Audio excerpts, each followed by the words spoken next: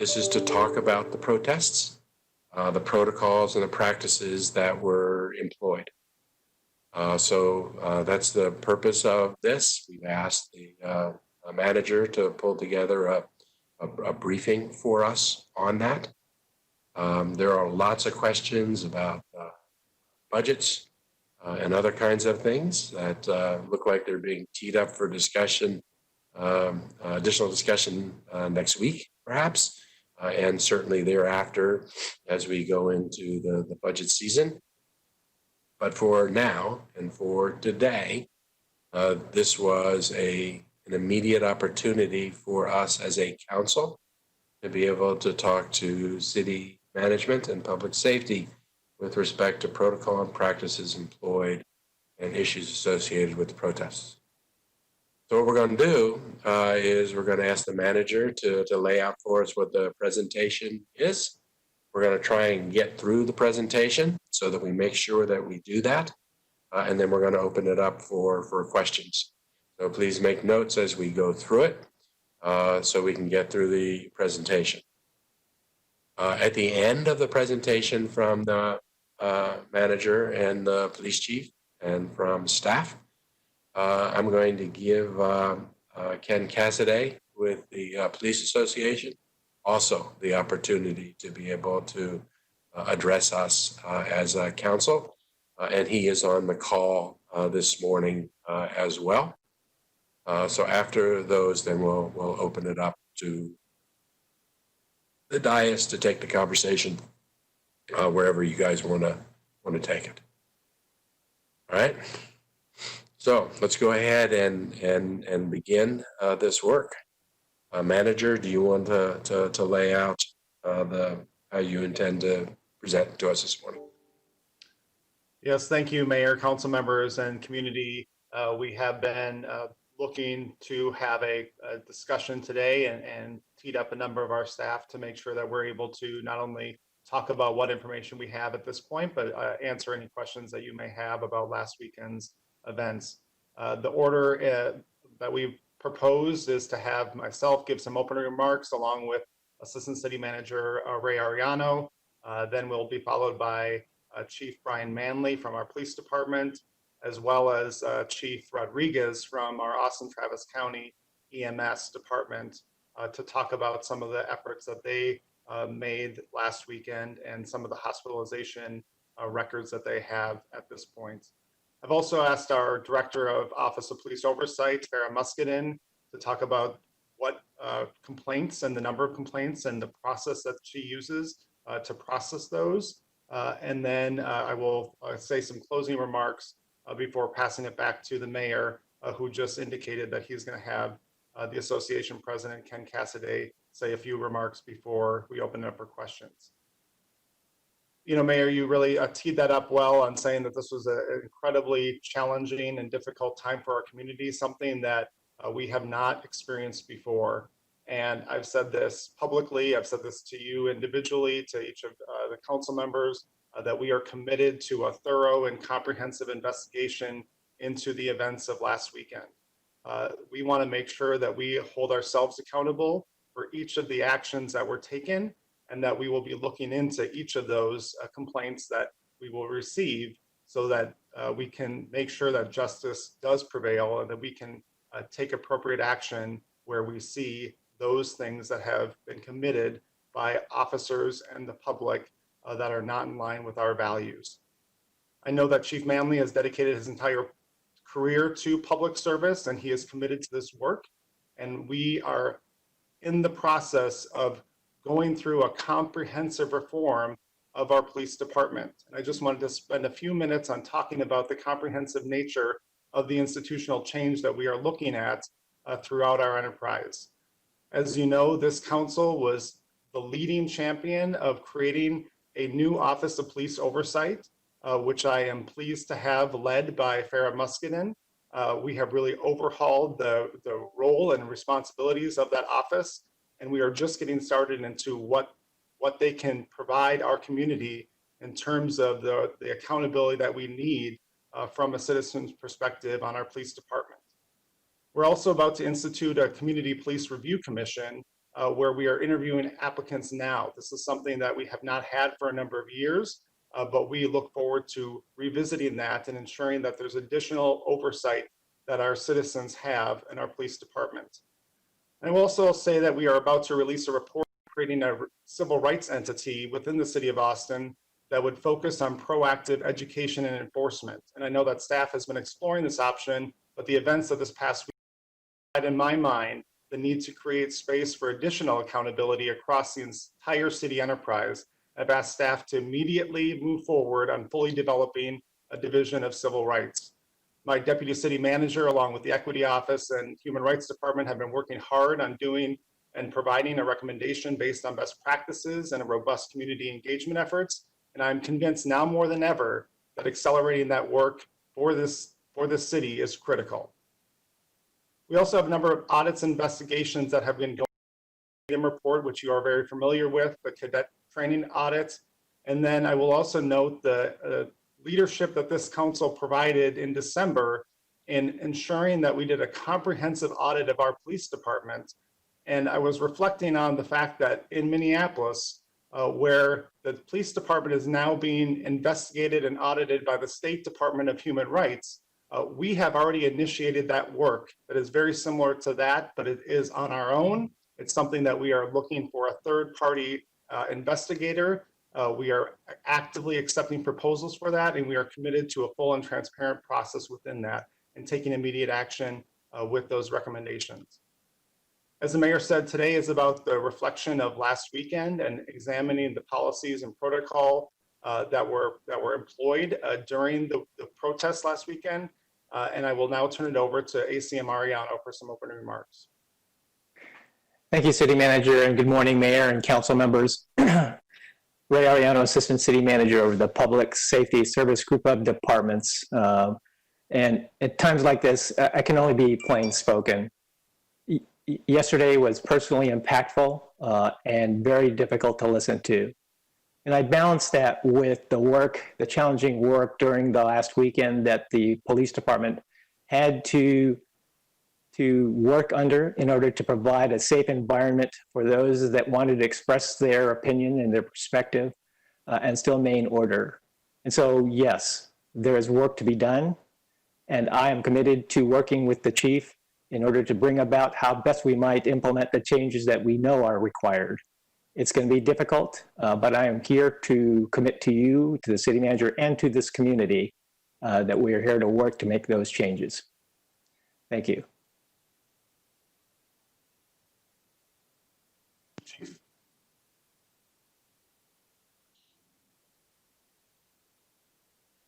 Good morning, Mayor and Council and community. Let me make sure they gave me a headset so y'all could hear me better today. Is this working? Okay. I too was present and listening all last night to all of those comments and share with you the difficulty that it is to hear from our community in that way. And I've been hearing as well from the officers of the challenges that were faced and how, you know, the purpose of us and what we were trying to do was to give that space for people to come out and exercise their rights to free speech and to do so in a safe and positive manner. I think we all recognize the moment that we're in right now and what led up to this. You know, the most recent event being the killing of Mr. Floyd in Minneapolis at the hands of police. And it is difficult for anyone to watch that happen, but especially when you have sworn your life to the profession, taken an oath similar to the men that were involved in that incident, and see how woefully short they came up. So this on the heels of many other injustices that have occurred across the country, and within a mere month of a officer-involved shooting here that has gotten a significant amount of scrutiny and concern with our own community as we continue to investigate that.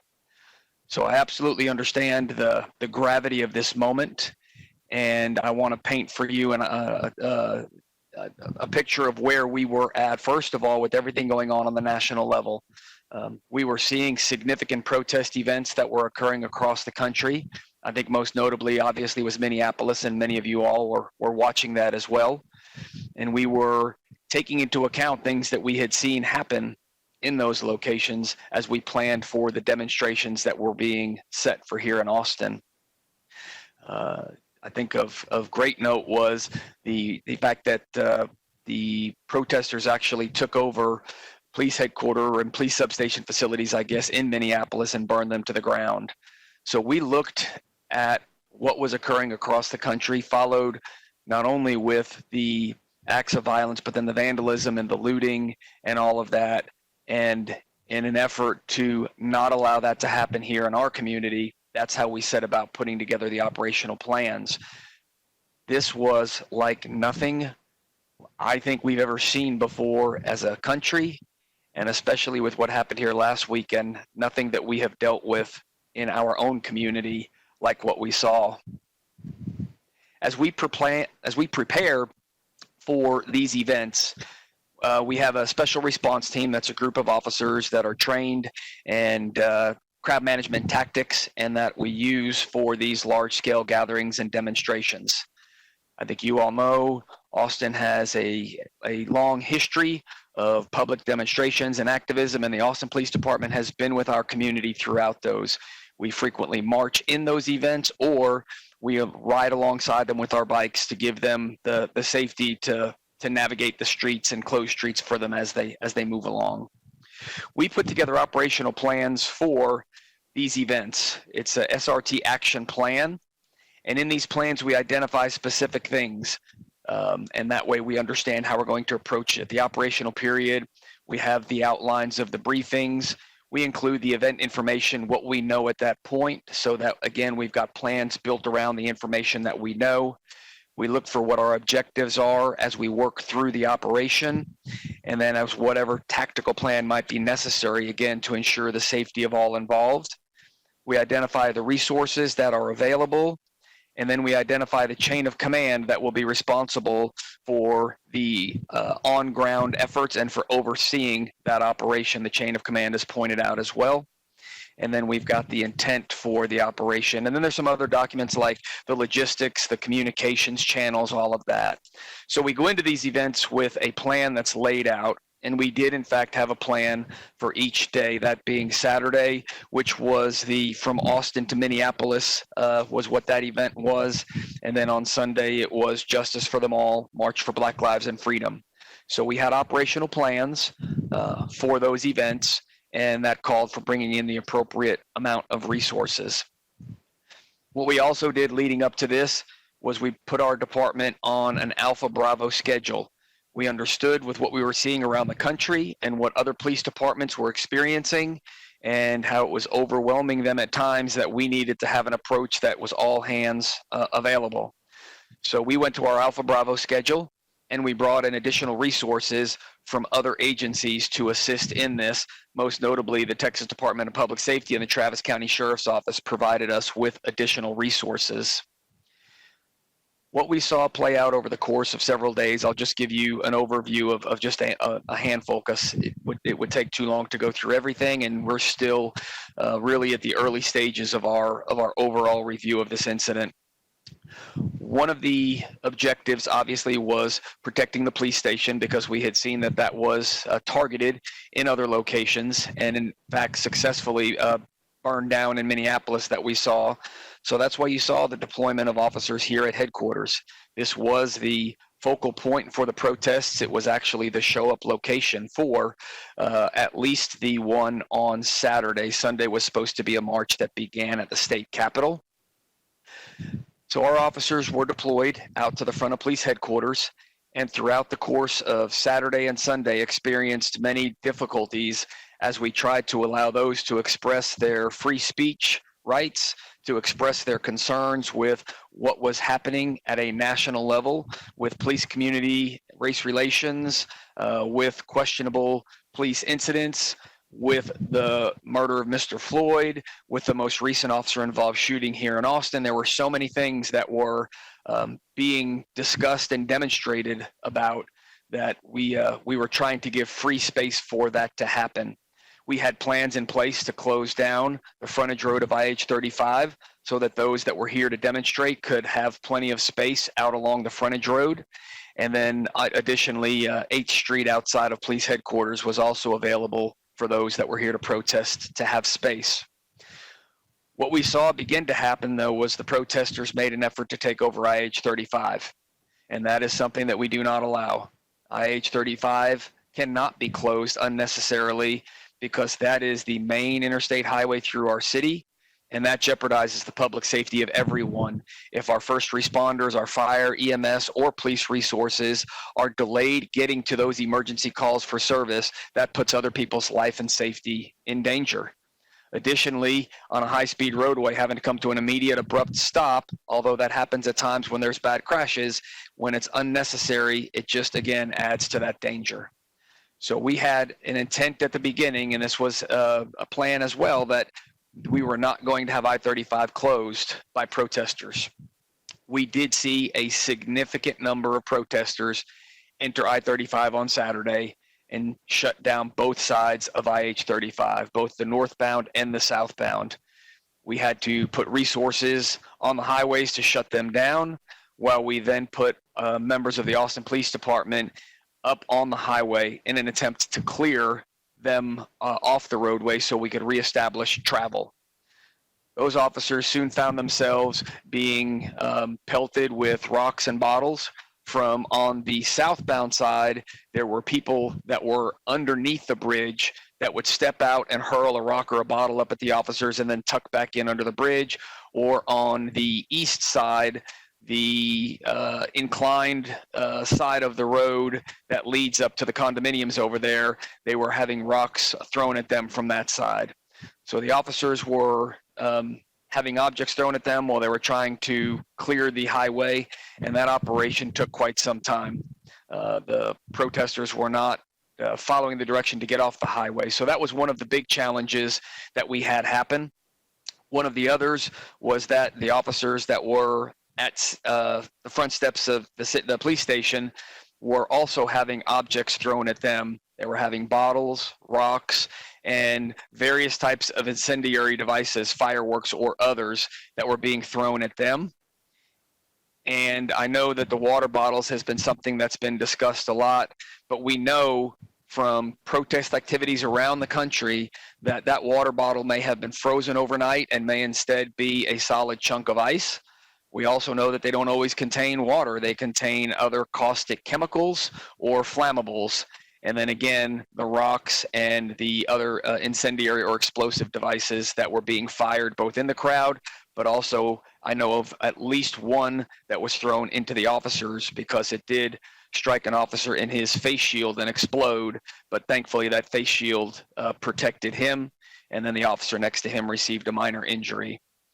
We did have another officer who was struck in the face shield with a bottle, and it actually cracked the face shield, and then the face shield and the bottle ended up going into the officer's face, at which point he was taken to the hospital for stitches. So we had several challenges that were occurring, and then in addition to the protest move being infiltrated by those that came here really for civil disobedience and acts of vandalism and violence instead of to speak about the things that we really need to be speaking about, on top of the things that they were doing here on the steps with the officers, we saw them go out underneath IH-35 and set a car on fire, completely ablaze. And it took a while to get resources in there, given the crowds and all, so that car ended up also burning to complete being destroyed. And I'm sure many of you have seen the videos that as that car was burning, people in the crowd took on a homeless man's property, mattress and all of that, and threw it into the fire as well. So I'm trying to paint a picture as the best I can of the atmosphere that the officers were working within as they were trying to keep peace for those that were there for the right reasons.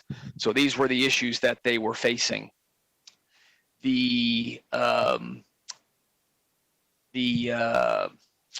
group would also, at times during the day, more so than in the evenings, would leave and take marches through the city, at which point we would just have officers keep an eye on that group, again, trying to maintain safety, ensure that they didn't commit any acts of vandalism or violence along the way.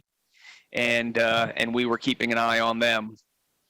Many of you have asked questions about the incident at City Hall on Sunday morning, and what the Sunday was supposed to be a march that we in fact were going to march in ourselves, along with our bike officers, having them escort the group. But as it took place about an hour before the march, many of our local social justice groups that we regularly work with and that are involved with all of you as well, they declined to participate because they feared the violence that might take place. And so we too did not march, but instead we did like we regularly do here in Austin, and that is we let that march progress down Congress Avenue, and our officers on bike paralleled them on the side streets just in case we needed to go in, if there was any criminal activity taking place, or if we had to do anything to secure traffic in the event that they took over an intersection along the way.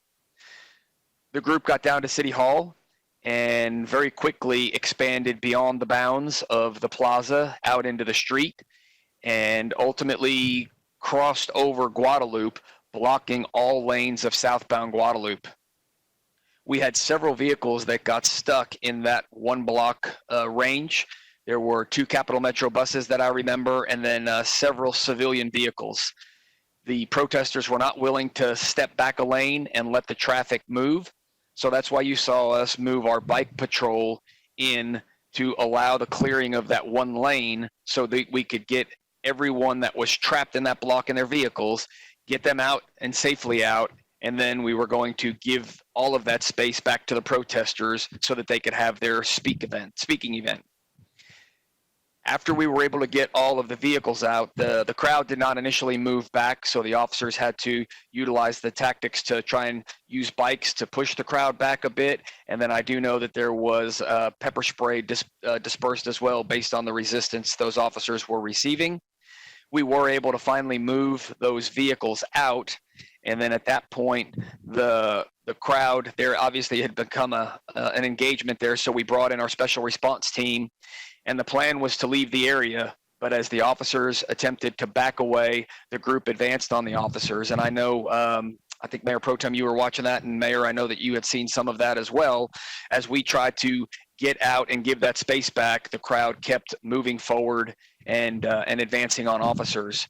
We ended up at a point to where we had members of the crowd basically surrounding us, and we had about a 25-minute time, I'm estimating, to where we were trying to determine the best way for us to retreat and allow the protesters to have the space we were trying to give them in the first place.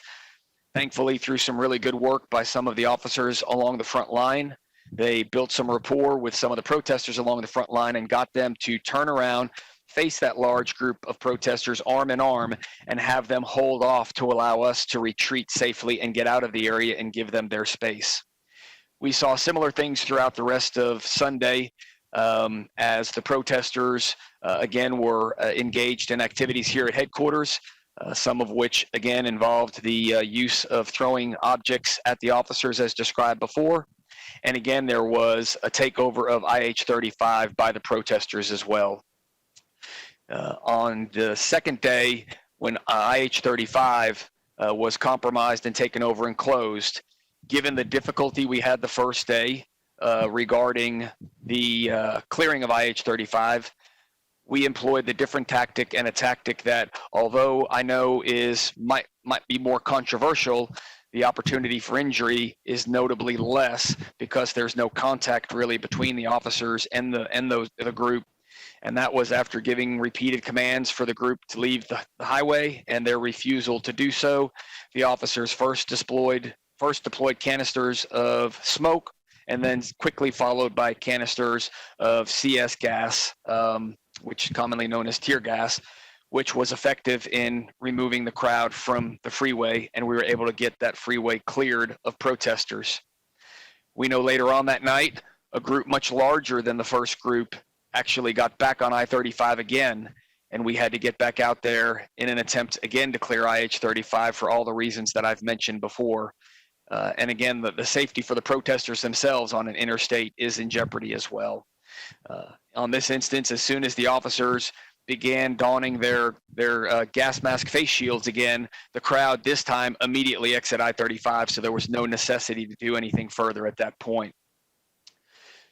The experience on the steps and what has drawn a lot of attention as well is the use of the less lethal impact munitions, and these were deployed with our officers over the weekend, and that is a tool that is to be used to defend officers from attacks or assaults.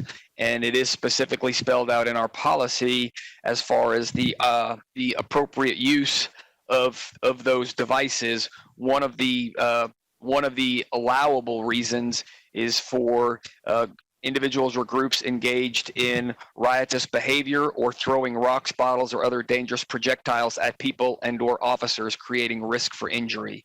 So the weapon is an approved tool for that circumstance.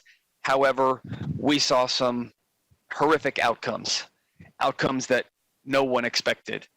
And I can tell you that many that on my team I know alone have seen the injuries that were caused by that. We've never seen that before. And it is absolutely heartbreaking to see the level of injury that occurred as a result of the use of that tool. And I know we talked about this a little bit last night already, but that tool, I have changed policy already, and that tool is not allowed to be fired into crowds again. It is a tool that is meant for not an indiscriminate use, but instead a use directed at an individual. And we were not aware until after the event the number of people that were hit with projectiles that are reportedly were not involved in any of the, aggressive actions. And that's part of this ongoing review. We've got a lot of video that we're going through, a lot we're trying to understand as far as what happened during those moments when that took place. What we saw Monday through last night was very different. We had protest groups and demonstration groups come out that Austin is very familiar with, that the Austin Police Department is very familiar with. They were still very angry, emotional, upset about things at a national level as well as things here locally. But we didn't have the agitators in the crowd. They weren't throwing objects at officers. They weren't shutting down freeways. They instead were engaging in the peaceful protests that we stand ready to protect and participate in. If you saw the images from those nights, you saw images of Austin police officers walking arm in arm with protesters around City Hall, officers escorting groups to the Capitol to protest and demonstrate there and back. That was what we were wanting to have happen Saturday and Sunday, but unfortunately, we had groups that had infiltrated that movement, and again, were doing those acts of aggression towards officers, which threatened officers as well as the crowd. This incident, where as the reports are now coming in, again, we were not getting these reports over the weekend to the extent that we have them now. We realized that there were several hospitalizations as a result of these incidents.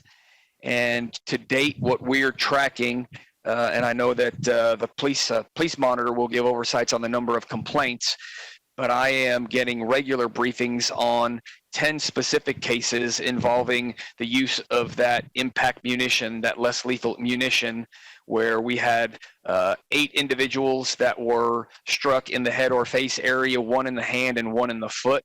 And so these are cases that I am being briefed on regularly, and these cases are all under investigation by the Department's Special Investigations Unit. And the district attorney has also reached out and will be participating in the review as well. And so I know that there will be cases beyond that that will likely come in that we just simply are not aware of. We're not aware of over the weekend that was actually happening. So that is why we changed the approach to the protests that may take place over this weekend. Again, we know we have one tomorrow where we have some of those groups coming out again that advocate not for coming out and speaking against the atrocities that have occurred with policing and community relations and all of the incidents, but are here instead to look again to vandalize and commit acts of violence. So we still have changed our response protocols to that. That 12 gauge less lethal will not be fired into crowds, and instead we will have other options that will be available that are more precise, that will be handled by officers that train on them weekly, and that again will be used only in the most aggravated of circumstances. But the officers have to have a way to protect themselves when they're having objects hurled at them. And so that is the purpose of having these tools out there. Can we, Assistant City Manager Arno, can you pull that map? Or I don't know, somebody has that map. I want to give you an update on what we saw in the way of arrests over the weekend.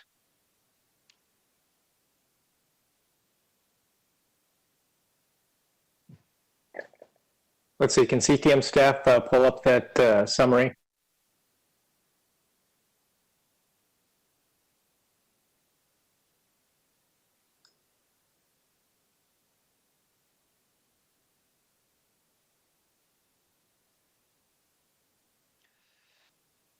All right, so I will get a copy of this to each of you. This was completed, I guess, late yesterday, last night.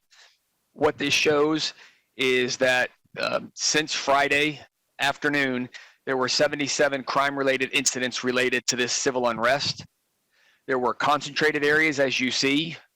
We talked about police headquarters already, but there was the Domain, 6th Street, Capitol Plaza, and other large shopping areas along 183 and I-35. I won't read all of the popular businesses. You can see them there. There were some that were specifically targeted. And then there's also a list of the other businesses, as you'll see in the middle at the bottom there. We made 56 arrests during this period of time as well. And those charges were to include non-residential burglaries, inciting a riot, engaging in organized crime, unlawful carrying of a weapon, criminal mischief, damage to city property, graffiti, aggravated assault, and robbery. And what you'll see on the map to the left is where those protest-related offenses occurred. Again, you see those areas of concentration, but you also see that they did occur throughout the city. So this was just information we felt was important to explain what was happening and where it was happening around the city. Whenever everyone's done, feel free to take that down. I'll go ahead and keep speaking, though. The other changes that we've made here at police headquarters is that we now put up water barricades at the bottom of the stairs that lead up to the plaza. That way, there's not that constant back and forth with officers that are trying to, again, staff that front line, to say it in that way. We think that gives a little bit of an offset to where, if necessary, people can stand behind that and say whatever they would like to say, but it pulls our officers back a little further because we were having instances where they were having bullhorns put directly in their face. And again, that can cause, injury, hearing loss, and the like. So again, we're trying to do everything we can to learn from what happened last weekend, but also to handle what could happen this week so that we ensure the safety of those that came here to participate, and that we protect the rest of the city as well. So with that, that is the briefing that I have at this time, and I will turn it back over to whomever is next. Thank you, Chief. I'm going to ask Chief Rodriguez to give us a briefing from the Austin Travis County EMS perspective. Sure. Good morning, Mayor and Council. I'm Ernesto Rodriguez, and I'm the Chief of Emergency Medical Services. So I was asked to provide you some information about the range of injuries that EMS treated and transported to the hospitals.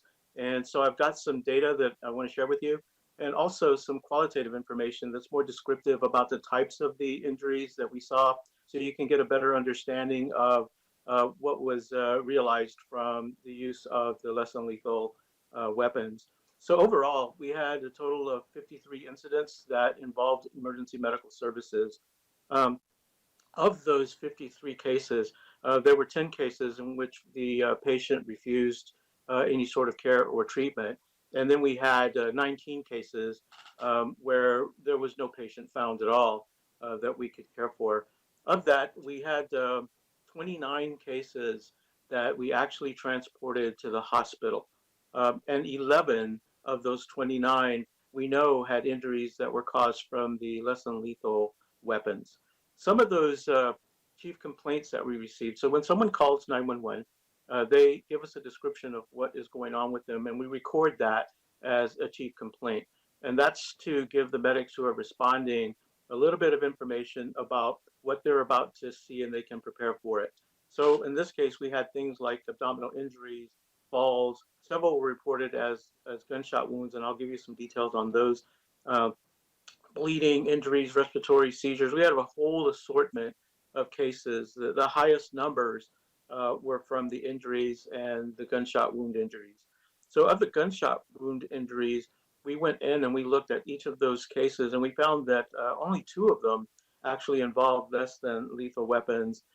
One was involving another condition that was not a gunshot wound, and one patient refused care or assessment. So we really don't know what's happening with that individual. And then in 5 of those cases, we were not able to locate a patient. What we did find is that some of those injuries that resulted from the less than lethal were recorded as injuries. And that is the why I think that group of chief complaints is so large. We had 10 of those, and that's where we found most of the less than lethal ones. So we also looked at the gender and age groups to see how that worked. So we found is the majority of the injuries were sustained by males. We had 28 males that were injured and 13 females. We had about a dozen cases where we didn't record that, so we don't really know. Either it was unavailable or the medic didn't have time to record it, but we didn't capture the gender for some reason. And that sometimes happens in emergencies. The age group that saw the most number of injuries was 30 to 39. We had about a dozen of those. And then the next group was the 20 to 29 age group. So a fairly young age group was involved in the whole protest and received injuries. So now I want to give you a little bit of a description of the types of injuries that EMS actually treated and transported to the hospital. You've already heard stories yesterday about some of the injuries, and they were pretty severe. We had others. So we saw significant injuries during the protests that were caused by the less than lethal weapons. And these are, like I said, in addition to the cases that you've heard of before. We had one patient that suffered an open skull fracture with the related soft tissue injury. That's a dangerous injury because it exposes the inside of the skull to the potential of infection. There's a lot of potential for brain injury in that type of a situation, from bone fragments and anything that touches and moves the skull could cause further injury. We had another individual who received a fracture to their lower jaw with a penetrating soft tissue injury that went through the cheek. And we found that individual with the beanbag embedded in the oral cavity. That's a dangerous injury from the bleeding, from the inability to control their airway, and from the potential of a blockage of the airway. We were able to resolve that and transport that individual quickly to the hospital. We had another person who took an impact from a less than lethal weapon to the temple, and that caused a severe hematoma that occurs underneath the skull, between the brain and the skull. Those are very dangerous as well because they can build up pressure that squeezes the brain and causes damage. Although we can't see that injury, the victim of that did show signs of increasing pressure in the skull, and so we feel that that's probably a hematoma that's developing. We took that patient very quickly to the hospital as well. We had another injury that resulted in an open chest injury with what we call a sucking chest wound. That's a very traumatic injury. That person has broken ribs and a hole in their chest. The problem with that is when they attempt to breathe, the air enters the body through that chest wound, instead of through the mouth and nose as usual, which means the air never reaches the inside of the lungs where it needs to go. So that can be a very severe and rapidly progressive injury. We were able to treat that very quickly and manage that patient's injury and transport them to the hospital. All of these injuries are potentially lethal injuries. Recovery from these injuries could involve significant medical care, including surgical interventions. Physical recovery from these could take years. Psychological, mental, and emotional recovery even longer. And so these are very significant. EMS also transported 2 DPS troopers who were assaulted. They were assaulted by approximately 10 or 12 protesters, and also 1 PD officer who was experiencing heat and stress related conditions. And we picked him up at APD Main and transported him quickly to the hospital as well. Many more APD officers were also injured, as previously discussed by Chief Manley. Most of them received treatment, but were not transported by EMS, although they may have gone to the hospital on their own or by different means later. And that's pretty much a summary to give you an idea of the quantity and type of injuries that we saw. Of course, EMS did not see all of the injuries that occurred during the event. Many people who may have been hit or who fell or who had other types of injuries did not use EMS. So we don't know the total quantity of injuries that could have been the result of this protest event. But this is to give you a summary of what we did see and a description of the types of injuries that we saw, and to give you an understanding of the severity of some of those injuries. Injuries ranged from very minor scrapes and bruises all the way to those that I've described. And that's pretty much my report. So thank you very much. Thank you, Chief Rodriguez. I'm going to now turn it over to Muscadin, our Office of Police Oversight. Thank you, City Manager Crump. Good morning, Mayor, Council. My name is Farah Muscadin. I'm the Director of the Office of Police Oversight. Our office has been very much engaged with monitoring the protests. I myself monitored the protest beginning Friday night, and I've been pretty much monitoring every day that weekend and every evening. I think it's my job to do so. So I've been very much engaged in personally observing the protests. Our office has been extremely busy with complaints. Our 4-day total from Monday to Thursday is 159. That is unprecedented. During the 16 years of the police monitor's office, the average number of formal complaints were around 50 a year. And already in 4 days, we're at 159 with much more coming. We have literally 250 complaints just for Justin Howell that we are processing, 30 voicemails related specifically to Justin Howell. And I just also want to give you just a brief summary of generally what the complaints are related to. They're mainly related to witnesses from that saw the incident with Brad Ayala, Saranika Martin, who was the young woman that was pregnant, and Justin Howell.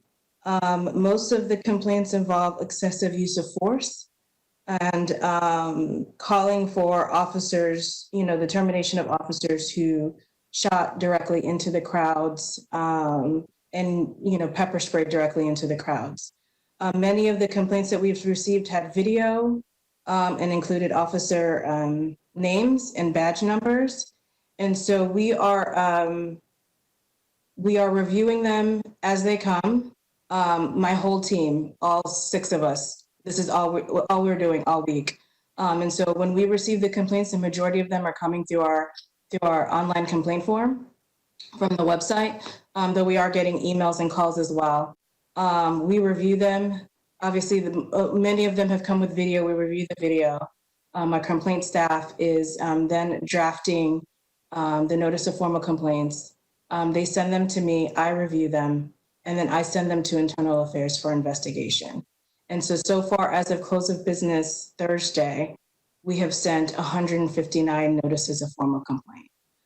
We still have well over 200 emails and complaints to review, but I do imagine that we will additional complaints coming forward. Thank you, Director. And I know that the chief has said this before, but if there are others that have video or have evidence of what happened this past weekend, we encourage you to send that in. Can you remind those in the public, Director Muscadin, of just how best to engage with your office? Absolutely. Our website address is atxpoliceoversight.org. Again, atxpoliceoversight.org. Also have a dedicated line, 512-972-2676. 512.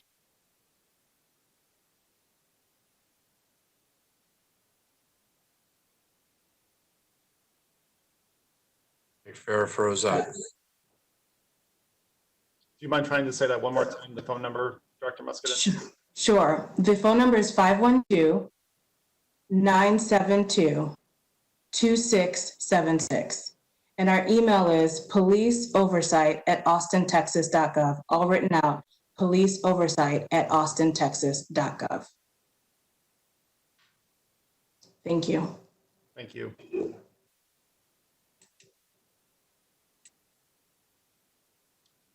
And I'll just conclude, Mayor, with just the where we started, that this is an incredibly painful time for our community, and to be able to face these realities head on, to make sure that we're looking into every single incident that happened last weekend, to make sure that there is full transparency and accountability for those actions.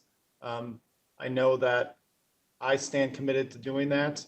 Our chief does, our director of police oversight does, our entire city enterprise does, and we are here to ensure that we can of providing public safety and ensuring everyone's right to express their First Amendment rights.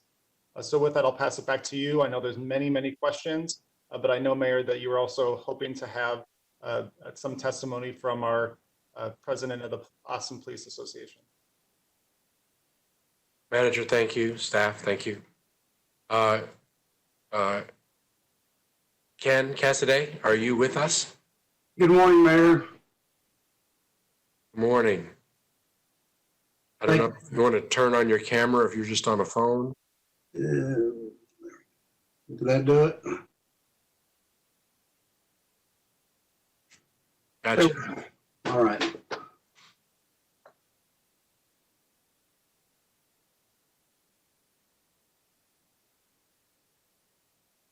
Now you froze.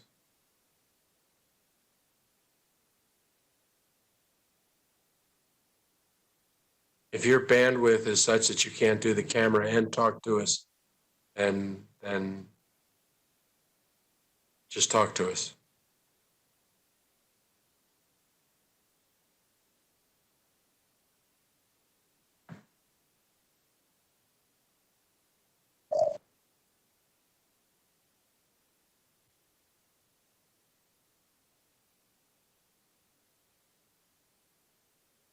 And I think that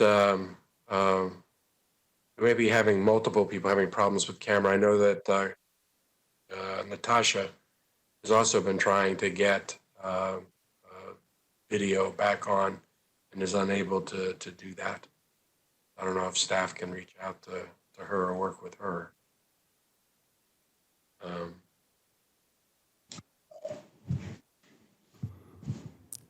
Ken Cassidy, as you saw from that, he's trying to log back on.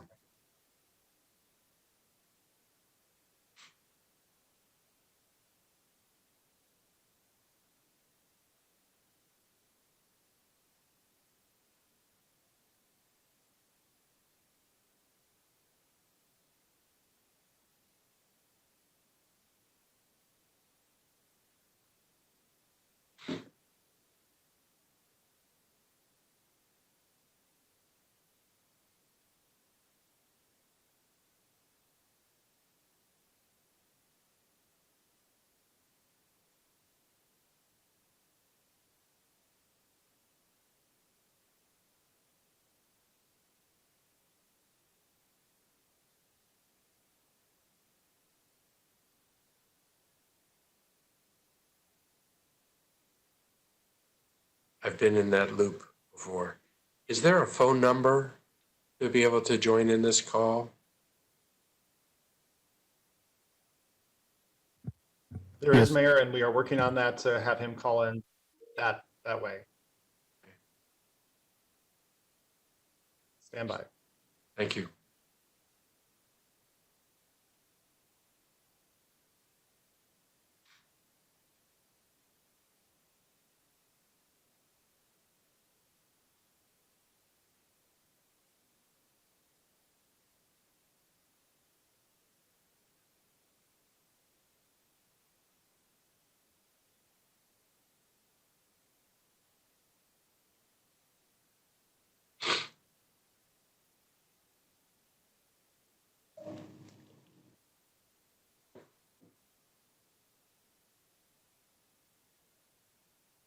My understanding is that Natasha is able to hear everything that's going on.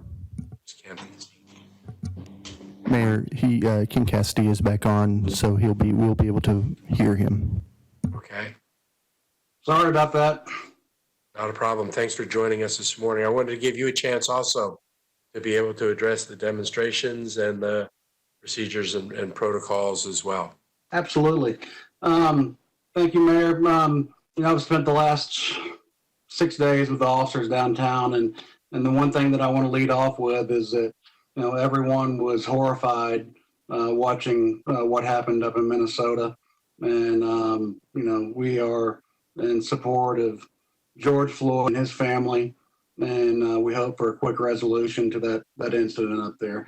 But as far as the protests go, the association has been working alongside with the department, trying to keep the officers hydrated, making sure that, that we've had 2 casualties last night that overheated and had to go to the hospital. So we're just trying to keep them hydrated. On Saturday, I'll just explain what I did, but we were working overtime that day to put up barricades for the event. And it started off with a officer needs a citywide officer needs assistance call, which I've only ever heard one other time in my entire 22-year career. We had officers that were cornered on the interstate and that had been assaulted. And it was one of the most dynamic moments of my career, having people shake our car going up the on-ramp and having to have the horses come up to clear the on-ramp so we could get up to the disturbance because we were not allowed through. That was Saturday. The same thing on Sunday with the rock throwing and very sadly and unfortunately, there were innocent bystanders that did get hit by beanbags, from what my understanding is. It's very sad, and we're going to do everything we can to try to make that right. I think Chief Manley has done a very good job in trying to manage this, because this is something that we don't see on a regular basis here in Austin. Our SRT team, their motto is defend the First Amendment. And every weekend we have abortion rights marches, we have gun rights marches. I mean, because you've lived here a long time, we have marches every weekend, including, the KKK and the other individuals that come in to march here and cause problems in our city. And over the last 20 years, they have a fantastic history of keeping the peace, but nothing like this has ever happened since I've been here. And even a lot of the retirees don't ever remember anything like this happening. And, the turn of events is very unfortunate. And you have my promise to work with the city. I've been in contact with Nelson Linder, Chaz Moore, people from LULAC, people from, all the different community groups, trying to communicate and explain what happened and to listen to them and listen to their anger. I've spent the last 3 days out in the crowd talking to individuals. There's extreme anger at police departments around the nation, extreme anger directed towards us. But there are also a lot of other underlying issues, which they also wanted to talk about. Gentrification, lack of the ability to get a good education. I mean, I can go on and on about the issues that people were out there wanting to talk about that we're really not equipped as police officers to discuss. And we can talk about police issues, we can talk about police tactics, but once you start getting into the issues of education, gentrification, that's really kind of out of our league. But you have my promise that we're going to work with you guys. We're going to, speak to Chaz and people from AJC just about every day. Nelson Linder, we're starting to work on a community event for the day after Juneteenth. So the association is very active in what we're doing.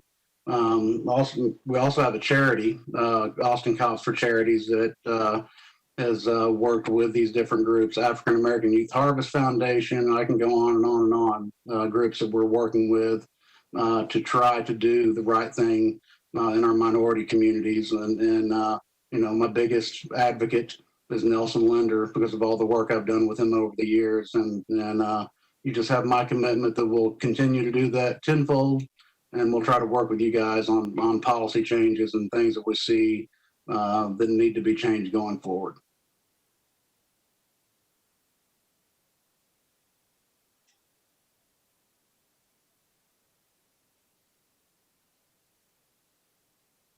Mayor, you're muted. I think, Manager, your presentation is done. That's the presentation. Thank you, Cassidy, for participating. I'm now going to open it up to the dais for questions. I will tell you just real quickly that what I was most struck by for me in watching was, Chief, was the use of the beanbags, the firing into the crowds. There just seemed to be so much of that happening in what felt like an indiscriminate way. So I'm glad to hear that have moved away from that, having seen the impact that has. I'm sure you'll get a chance later to better describe what it is that you say that you're moving to, because the use of that just seemed to be something that it didn't look or feel like our city.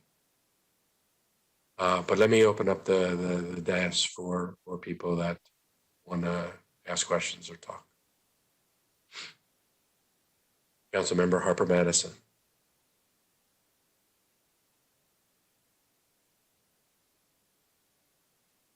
You're muted still, but you can't unmute.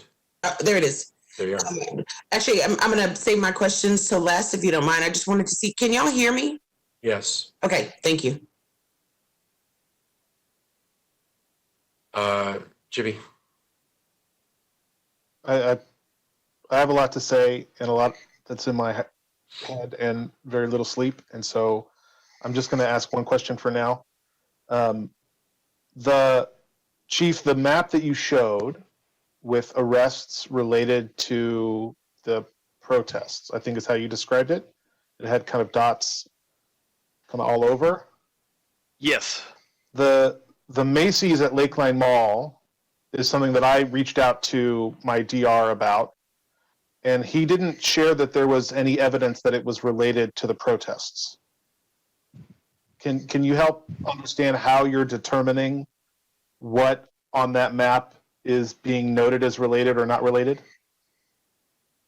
I may have to get back with you. This was put together by our crime analysis unit, and I'm looking on here to see if it has the criteria. I think it would be good to note for the public what crimes are, what you're describing as crimes related and what might be actions taken as opportunities were identified. I think there is a difference and an important nuance there. There was also a tweet by the Police Association on, I think it was the 31st, a couple of days ago, that implied that there were not enough officers to cover the whole city. And so I think that might have caused some issues with folks who were unrelated to the protests. So I'm just interested in that answer coming at some point. Okay. Mayor Pro Tem.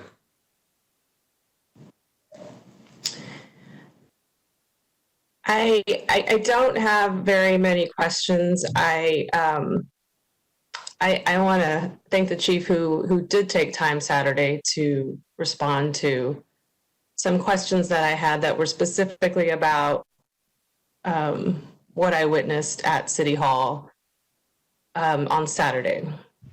And I have, I think like many of you, I had knots in my stomach all day for many reasons, but starting with whether I should attend or not, because with the backdrop of the pandemic, that was my biggest concern. How are we going to be able to socially distance? And then Wayne, is that important at the end of the day? And then Wayne, well, it is important. We're still in a pandemic and going back and forth all morning. If I should attend, because I felt it was important for our city's leaders to be there. And then finally had made the decision to attend and was about to walk out the door and heard that it had been canceled. So I didn't, but I watched much of it on I believe it was KView that live streamed the entire event, and had knots in my stomach watching Saturday as it started at the Capitol. And then they started walking down Congress, and I got to a point where I was like, it looked just like any other protest here in Austin, and I started to feel a little bit better. Like I've been, many of you, we walked down that street so many times, either from City Hall to the Capitol or from the Capitol to the city, and it looked just like it was going to be another one of those kinds of peaceful moments where we join together as a city and have our voice heard. And then as it approached City Hall, and in fact, the commentators were commenting that there was not a police presence. And I thought it's probably good that, everything's going okay. And then as it got to City Hall, you could see the officers on Guadalupe and the line of bikes. And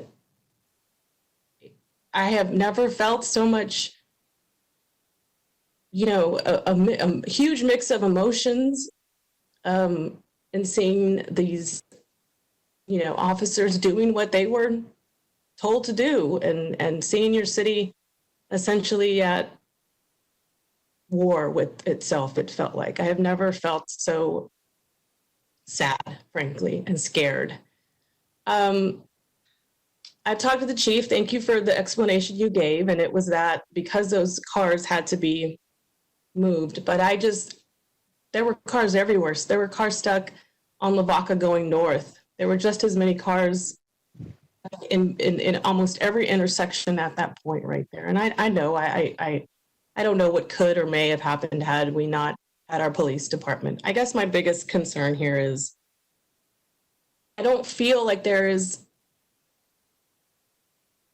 a genuine feeling of we shouldn't have done it that way, or we should have done things differently, or we're going to do things differently. And I guess when I hear we went into this thinking of what had happened into other cities where buildings were being burned down. So when we send our staff into a situation that's be ready for, buildings are going to burn down, be ready for this. It almost feels like we don't know our Austinites. We know that every protest gets the detractors, the InfoWars jackass, pardon me, like every protest gets these certain people. And to go in, to send our officers in with the mindset, buildings are going to burn down, be ready. I guess that's where I'm so concerned, because it seemed so peaceful in the beginning and it didn't escalate until it got to City Hall. And I'm still not satisfied with the reason. I just think things could have been different in that instance. I know there were several things going on throughout the city, but for that particular instant, I things could have been handled differently. I'll just also say,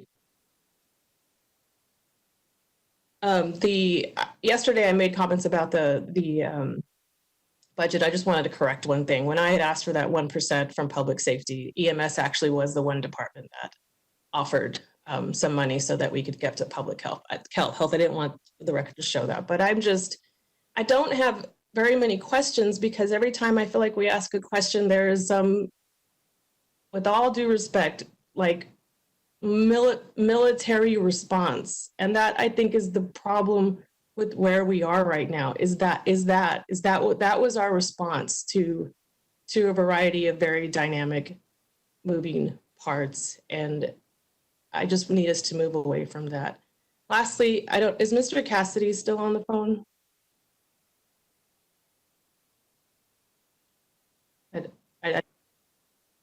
I'm here, Delia. Okay. Ken, I appreciate the call that you will work with us. I really hope it's genuine. You have reached out and thanked me sometimes for things. But in that vein of working with each other, because it's the only way we're going to get this incredibly difficult time, is to invite council members and press and tell the press, we've invited council members to this thing at a time where you knew that we were going to be in the middle of a meeting where we had told the public we want to listen to you, and we were going to be in the middle of a meeting. I just ask that you make genuine invitations to us to get involved and to be part of the conversation, and not do what happened yesterday, to get calls from the media asking, are you going to show up to this event?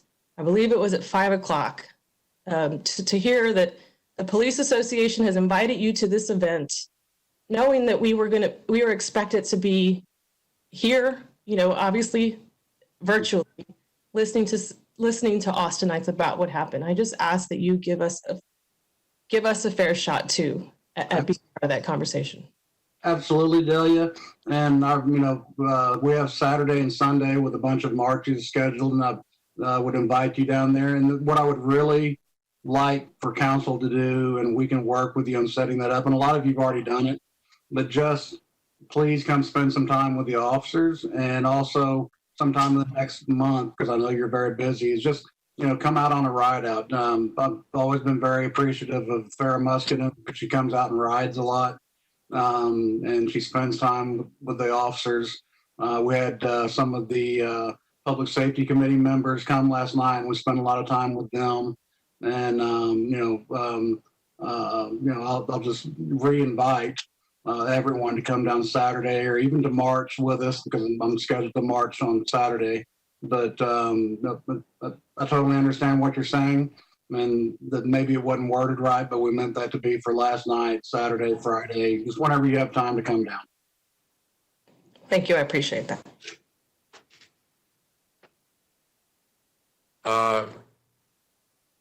Councilmember Kassar. Thank you, Mayor. I have a list of questions here that is longer, and I hope that I can have time to get through them. But Chief, thank you for being here. I understand we're all still reeling from events this past week across the country and in our city. I know that this was very difficult. I also understand that a small minority of protesters engaged with officers that led to some of their injuries, and my thoughts are with them through this, because that's not okay. But today I'm particularly interested in asking follow-up questions based on yesterday's testimony about where we succeeded and where I believe we clearly failed on protecting people's First Amendment rights and people's ability to engage in this activity without fear of harm to themselves. We heard the stories from hundreds of Austinites, including people with firsthand experience. So I have some questions that I didn't have time to ask yesterday. First of all, as we heard that this was going to happen, I wanted to make sure that we de-escalated, that we made sure that de-escalation was a top priority. I know others here on the dais contacted either you or the city manager. I decided to have my conversation with the city manager directly, so it would be a top priority and coming from the very top. And so I want to know, first of all, given what Austin is about, and given how that message was delivered both to you and to the city manager, what actions did you take to make sure that de-escalation was a priority given all of that? Well, I think probably the initial action that I took was my message to this department after the murder of Mr. Floyd up in Minneapolis. And within that message, I told the entire organization, both civilian and commissioned, that we need to understand where our community is right now, and we need to meet them there. We need to give that extra ounce of patience and deference. And so I've been emphasizing that since before even the protests began, because I understand the hurt that exists in our community for what has happened. And so I think that's what I did leading up to it. And then in the daily briefings that the officers were given, I know on one of those in particular, I was reminding them about the importance of, if there was the agitator in the crowd, that they needed to engage to make sure that it was done in a way where they were engaging with that agitator and not others. But as we obviously see now, that we had what is being described to us by many as people that were impacted that were not in fact the agitator. So coming up into the weekend, given that we saw what was coming, we couldn't see everything, but were there specific instructions or specific training on how to interact with the public, and specifically a strategy on keeping peaceful demonstrators safe? We didn't have any specific trainings. Again, this is primarily our SRT team that we use for this, and the motto of our SRT team is defend the first. That's what they do, and that's what we have regularly and successfully done throughout the city, is whether the protest is against us or against a social issue or against the wars back when we were engaged in the Middle East actively, our team has always performed under those circumstances in the face of provocation, whether they agree or disagree with the items being discussed. And so that is the core of what that team is for. Given that that is the team's motto, and I appreciate that motto, why then, in your mind, do we have hundreds of people testifying that they felt terrorized, and why do we have innocent people in the hospital? Well, I can't speak to the specific feelings of others, I guess, but as we've described the incidents that occurred at police headquarters and is occurring throughout the country, we're seeing a movement right now where either Antifa groups or alt groups are intermixing in with what are planned peaceful protests and demonstrations for the purpose of violent or criminal activities or vandalism. So the actions the officers were taking were geared towards those individuals. However, we realize what happened. Were there specific directions given to officers in advance of the protests regarding protocols around impact munitions? The officers are not allowed to carry impact munitions unless they're trained on them. So those officers understood what the protocols were. Officers, is it your sense that that training was followed? We're still reviewing everything at this point. There's so much video that we're going through right now, so it'd be premature to speak to that. I'm sure that in time we'll be able to get a better sense of that.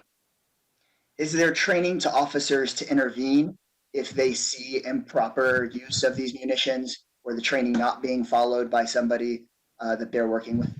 Not specific to these munitions, but the Austin Police Department does have a policy that requires you to intercede if you see another officer engaging in inappropriate conduct. We do have a policy that dictates that.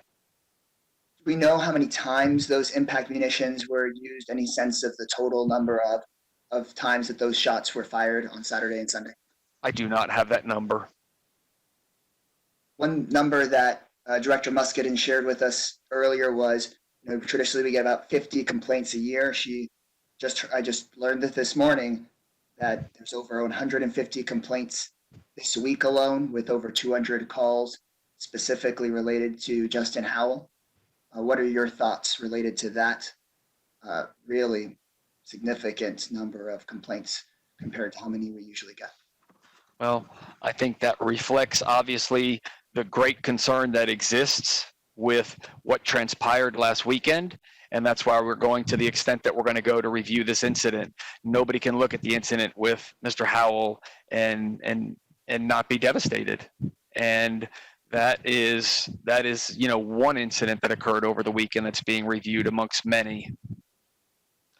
You've mentioned elsewhere that the impact munitions we were using were these so-called beanbag, or more accurately, I think, these lead pellet rounds. Is that correct, or have we looked into it and seen that rubber bullets were used as well? That question has come up so many times. We have gone through the inventory. We thought at one point, since the question kept coming up, that maybe the inventory got compromised and something got put in there that we have no indication that there were any rubber bullets used at all. Have you seen the photograph from the Texas Tribune showing a beanbag shell, canister, and a rubber bullet found on the ground at the event? I have not. I think Mr. Ellis, Corey Ellis, would you put that up? Yes, give me one moment.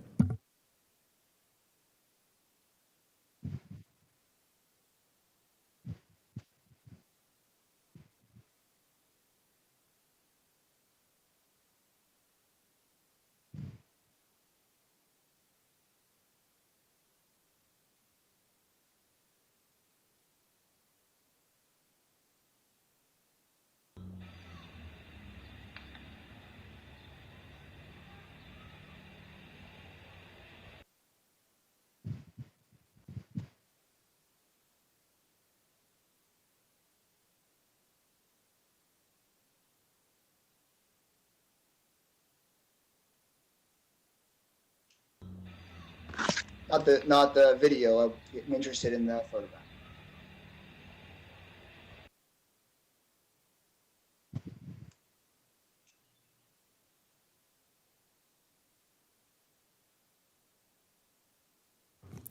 Okay, 1 second. I'm working on that.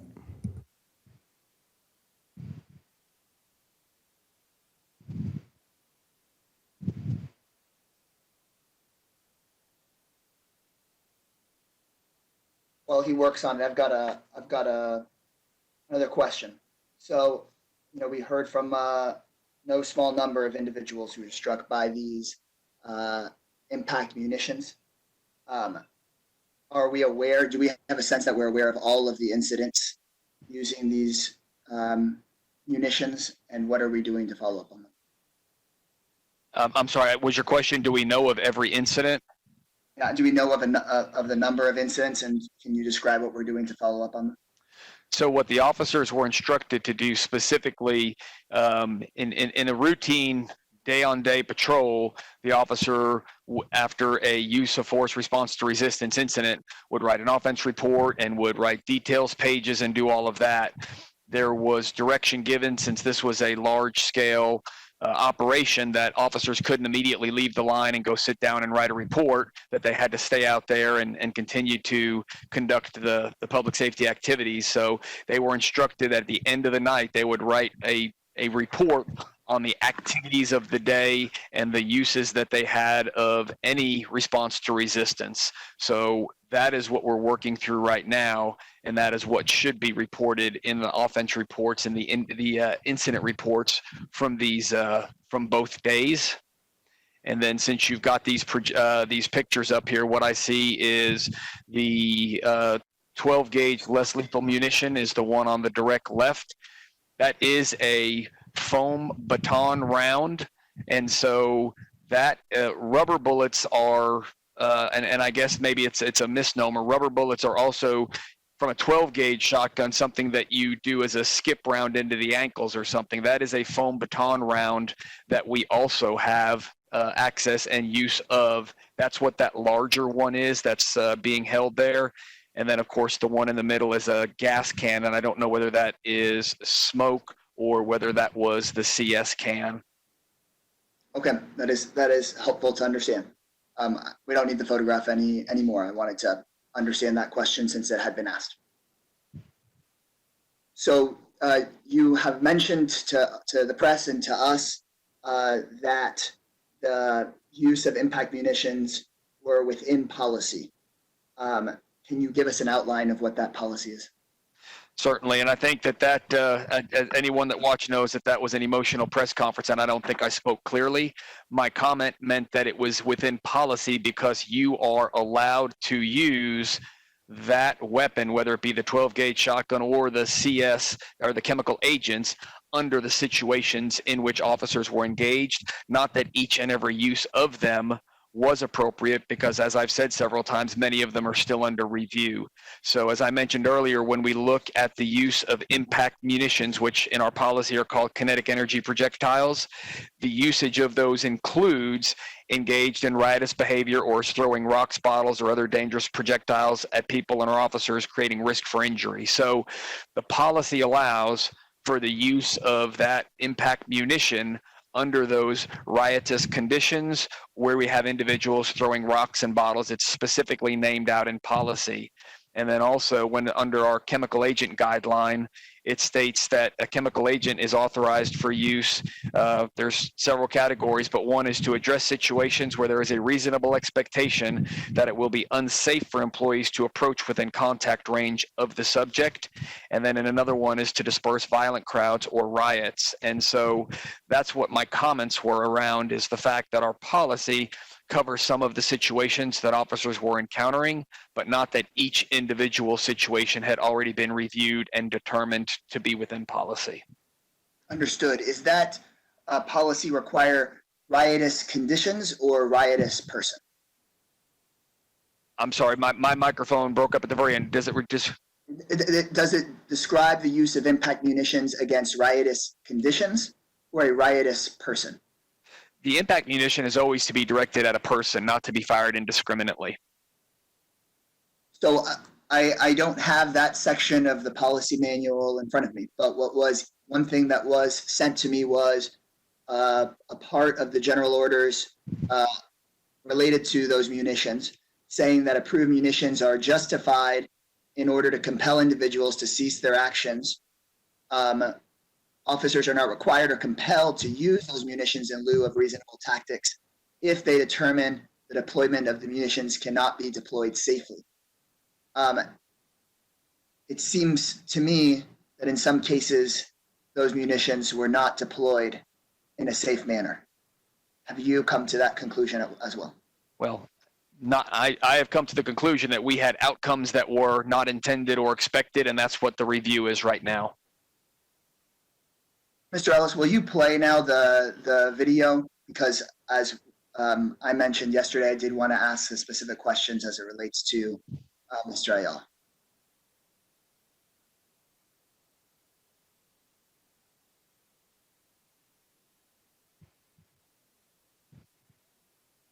So you can see him on the right side of the screen standing in the blue shirt.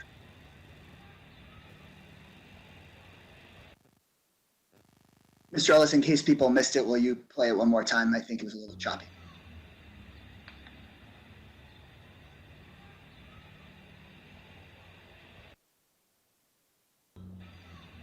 Chief, that's enough now.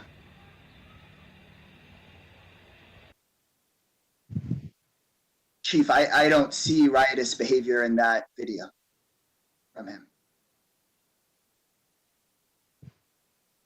I also don't see him in a crowd. Do you have thoughts? That is one of the ones, as I mentioned, that is under immediate review right now, because we're trying to understand the circumstances, what the officer saw, perceived, and what the decision-making process was at that time.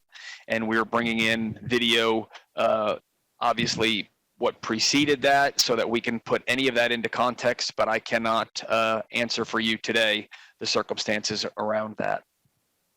I don't see him throwing any objects. It does not seem within policy to me. So I want to ask again, as I asked yesterday, what steps are we taking to make sure that that doesn't happen again? Well, I think if you're pointing out that instance in particular, the steps that we would take again is just to make sure our officers understand the use of force requirements, what thresholds have to be met before utilizing any level of force, whether it be that less lethal munition or anything else. And I've made the amendments to the policy on kinetic energy projectiles as well, although as you pointed out correctly, that would not necessarily apply specifically to this situation. We will look at our policy as well to see if there's anything that we should include about inclined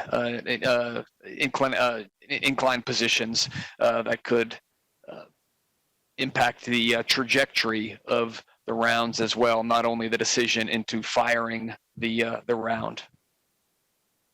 Even if there were a change on inclined positions, it seems to me that he was not in a crowd, nor was he throwing anything. On a separate track of questions, do we know what time there was the first time that there were injuries of our officers taking place on Saturday and on Sunday? I do not.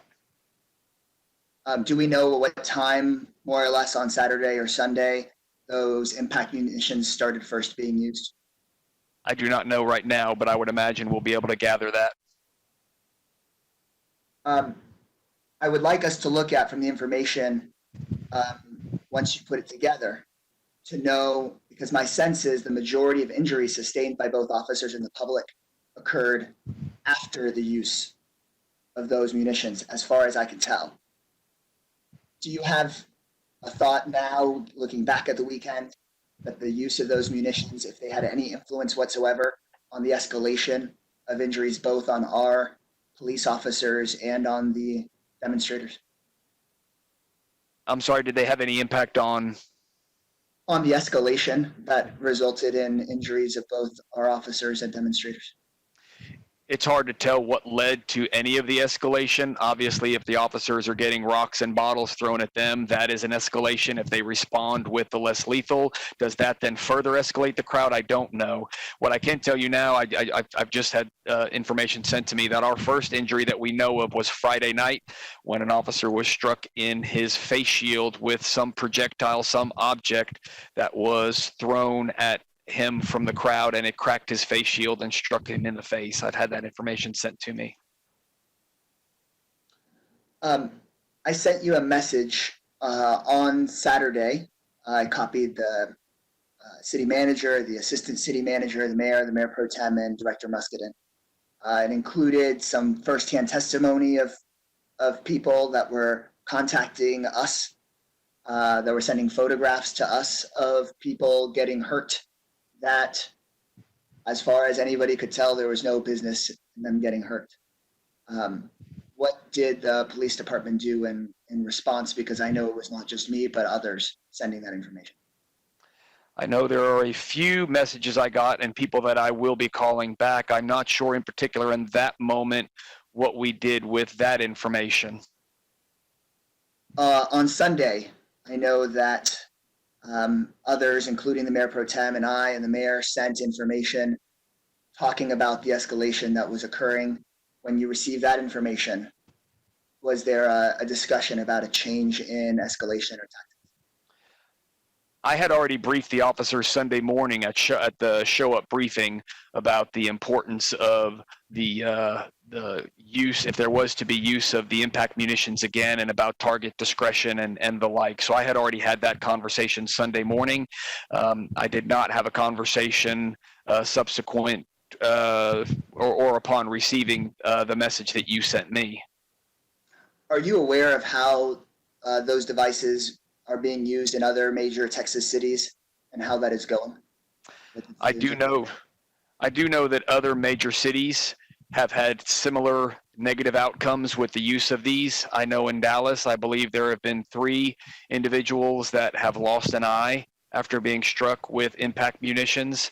I know in, I believe it was Indiana, there was an individual that was struck with a tear gas canister and suffered a severe injury because I guess they I guess they throw them or launch them in that city. I don't know. But I am aware that, again, police departments across this country are struggling with protests like we've just not seen before. Definitely not here in Austin, but also not in many parts of the country. And officers are doing the best that they can with the tools that we have. And we are learning some very difficult lessons that we are seeing some very serious injuries that I'm not sure anyone anticipated. What about in Houston? Houston, I'm aware of an incident where they interacted with a horse, I believe, a child and a horse. Something had happened, but I'm not aware of anything else. I've heard reported that there was not the use of tear gas or impact munitions in Houston, where they had much larger demonstrations. Do you know if that's the case? I do not know that it is the case, and I'm not disputing it. I just don't know. My understanding, unless the media reporting is off, is that has been the case in Houston. Mayor, council, and chief, I want to thank everybody for giving me that time to ask these questions. And chief, I'd like to thank you for making yourself available for our questions today. I don't have any further questions, but I want to say something in closing. Chief, I've been on council for 5 years, for 5 years plus now, 5.5 years almost. And all that whole time I've had the opportunity to work with you on a variety of issues. Personally, I've found you to be a really kind and thoughtful person, a devoted father who's made sacrifices for this community over a long career. After building this relationship with you over 5 years, feel like it's important for me to be able to say this directly to you and in public. In many of our conversations about policing, there have been times where we've agreed and disagreed. I voted for your confirmation, understanding that we would have times where we agreed and disagreed. There have been times where we have talked about the need for change. On several of the reforms we've worked on, like the juvenile curfew, you and I at first disagreed. You were transparent and honest about your concerns. But after community discussion, which you and your department were involved with, you changed your mind. That showed me many things, not the least of which that you could be courageous in public, acknowledge you changed your mind. On many other notes, lots of other internal conversations we've had, especially in the last 1.5 years, I have found you and the department to be unresponsive to many of the concerns that have been raised. Many of the directives that council has pushed to try to make change that people are demanding have fallen by the wayside or have faced serious internal obstacles. I am in particular still cannot understand your reasoning for and your explanation for the time lag when you had all the different pieces of information around Chief Newsom and how long it took for there to be a response there. I'm distraught by many of the issues that were raised last night. And like so many in Austin, I'm overwhelmed by the events of this weekend. I found the answers to what has happened and the answers to the questions about preparing for this event to be unconvincing and disappointing. In this moment, we need our police department to be able to work together with our community for healing. We have to repair what is tearing at the seams. Because of that, I believe and hope that you can do the right thing to put us on a path to healing. And because of that, it's hard to say, but we have so many changes we need to be able to make to reimagine safety in our communities. But if that true change is going to happen, if true healing is going to take place, we need people to know we're listening to them and that we recognize the dignity of all people. So, Chief, for our city to heal and for our community to make progress, I believe the honorable thing would be for you to resign the position of police chief. As you know, we cannot, by city law, take a vote on that. By charter, I can't make that an order, and it's simply what's on my heart, and it's my opinion. Mayor, that concludes my remarks for this morning, and I return the floor to you. Thank you. Councilmember Kitchen. I have Well, I have a lot of things I want to say, but I want to use this time to ask questions, to ask some questions. And let me start by asking some questions that I think a lot of people want to really understand and want to understand. Well, first off, let me say it's very difficult for me to understand how this could happen at the level it has. Hearing from our EMS chief about the number and range of and seriousness of the injuries is very difficult to hear, but it's not really the point whether it's difficult to hear. The point is that it signals a huge problem and really gives me pause on how we are handling things as a city. So I think that, we're focused today on talking about what happened. Let me focus on that with a range of questions. So the first question is, I want to understand exactly specifically what the steps are and what the timeline is for accountability on the incidents that happened. Now, I know that we have information along those lines, and of course, you all understand that there's a process.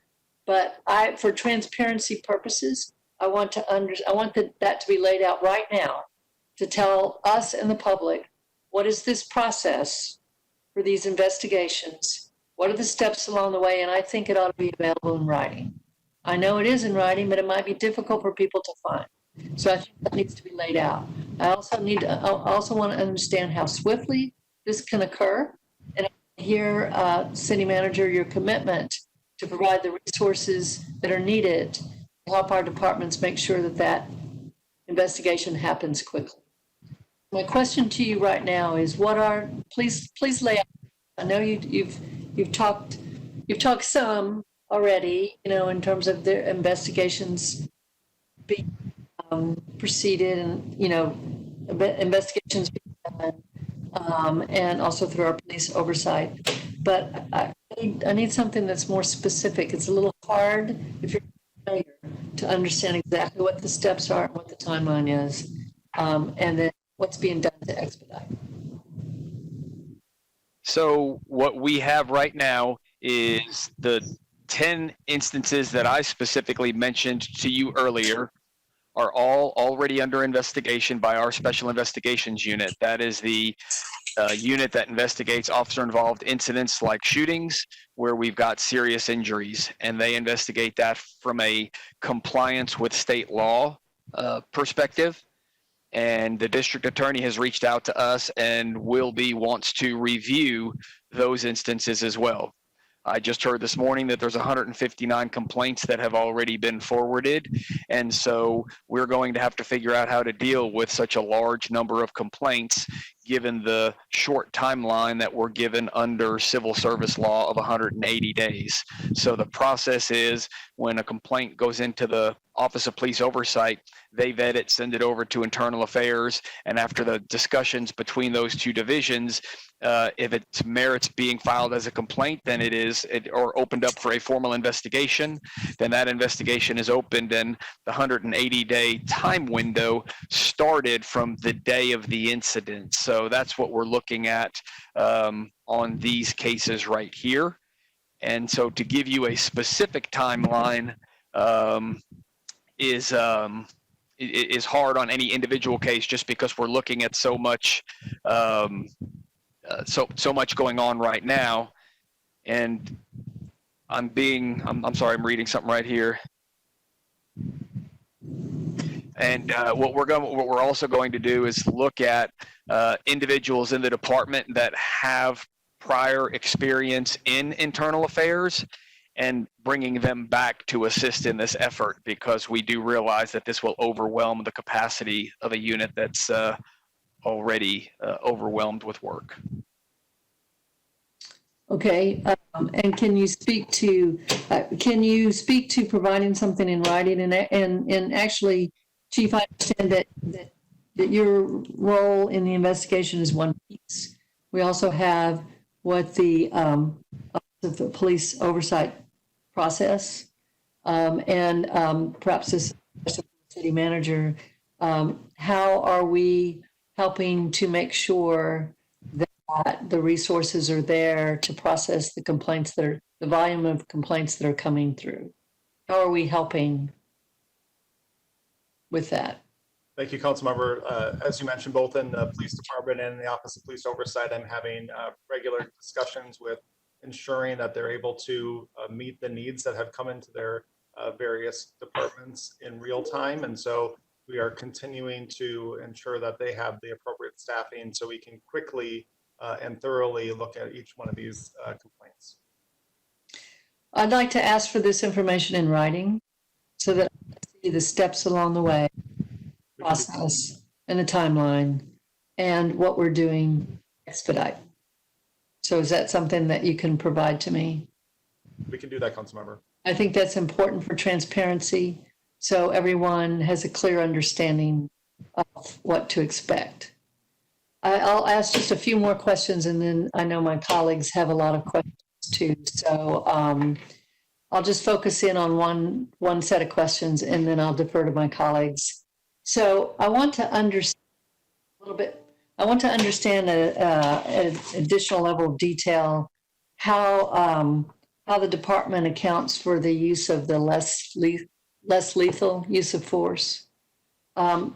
Councilor already asked questions about the number that were fired and that sort of thing. And Chief, you spoke to reporting. So let me make sure I'm understanding. So the use of force in this way, the less lethal use of force, is supervisor permission required for that?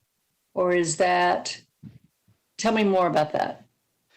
So in the circumstance in which these less lethal beanbag rounds were used, these were officers that were making independent decisions that they noticed someone in the crowd that had engaged in conduct that would have met the policy requirements for the use of that. And then they're supposed to make the determination if that's appropriate.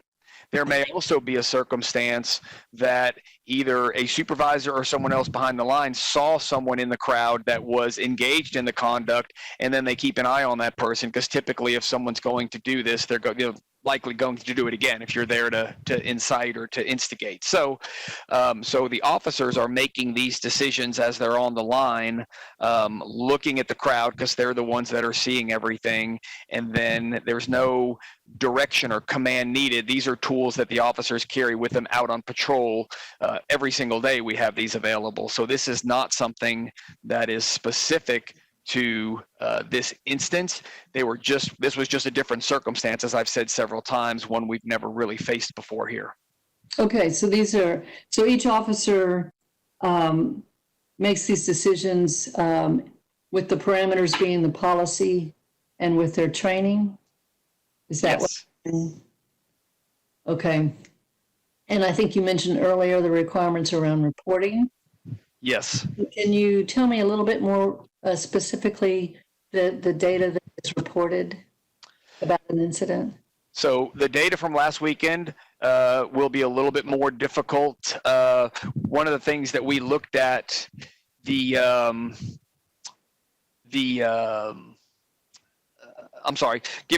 the fact that the circumstances we were facing, in a typical situation, an officer will, if they're on a call for service and they've had a response to resistance, then they'll follow our policy, they'll write the report, they'll document everything in that moment.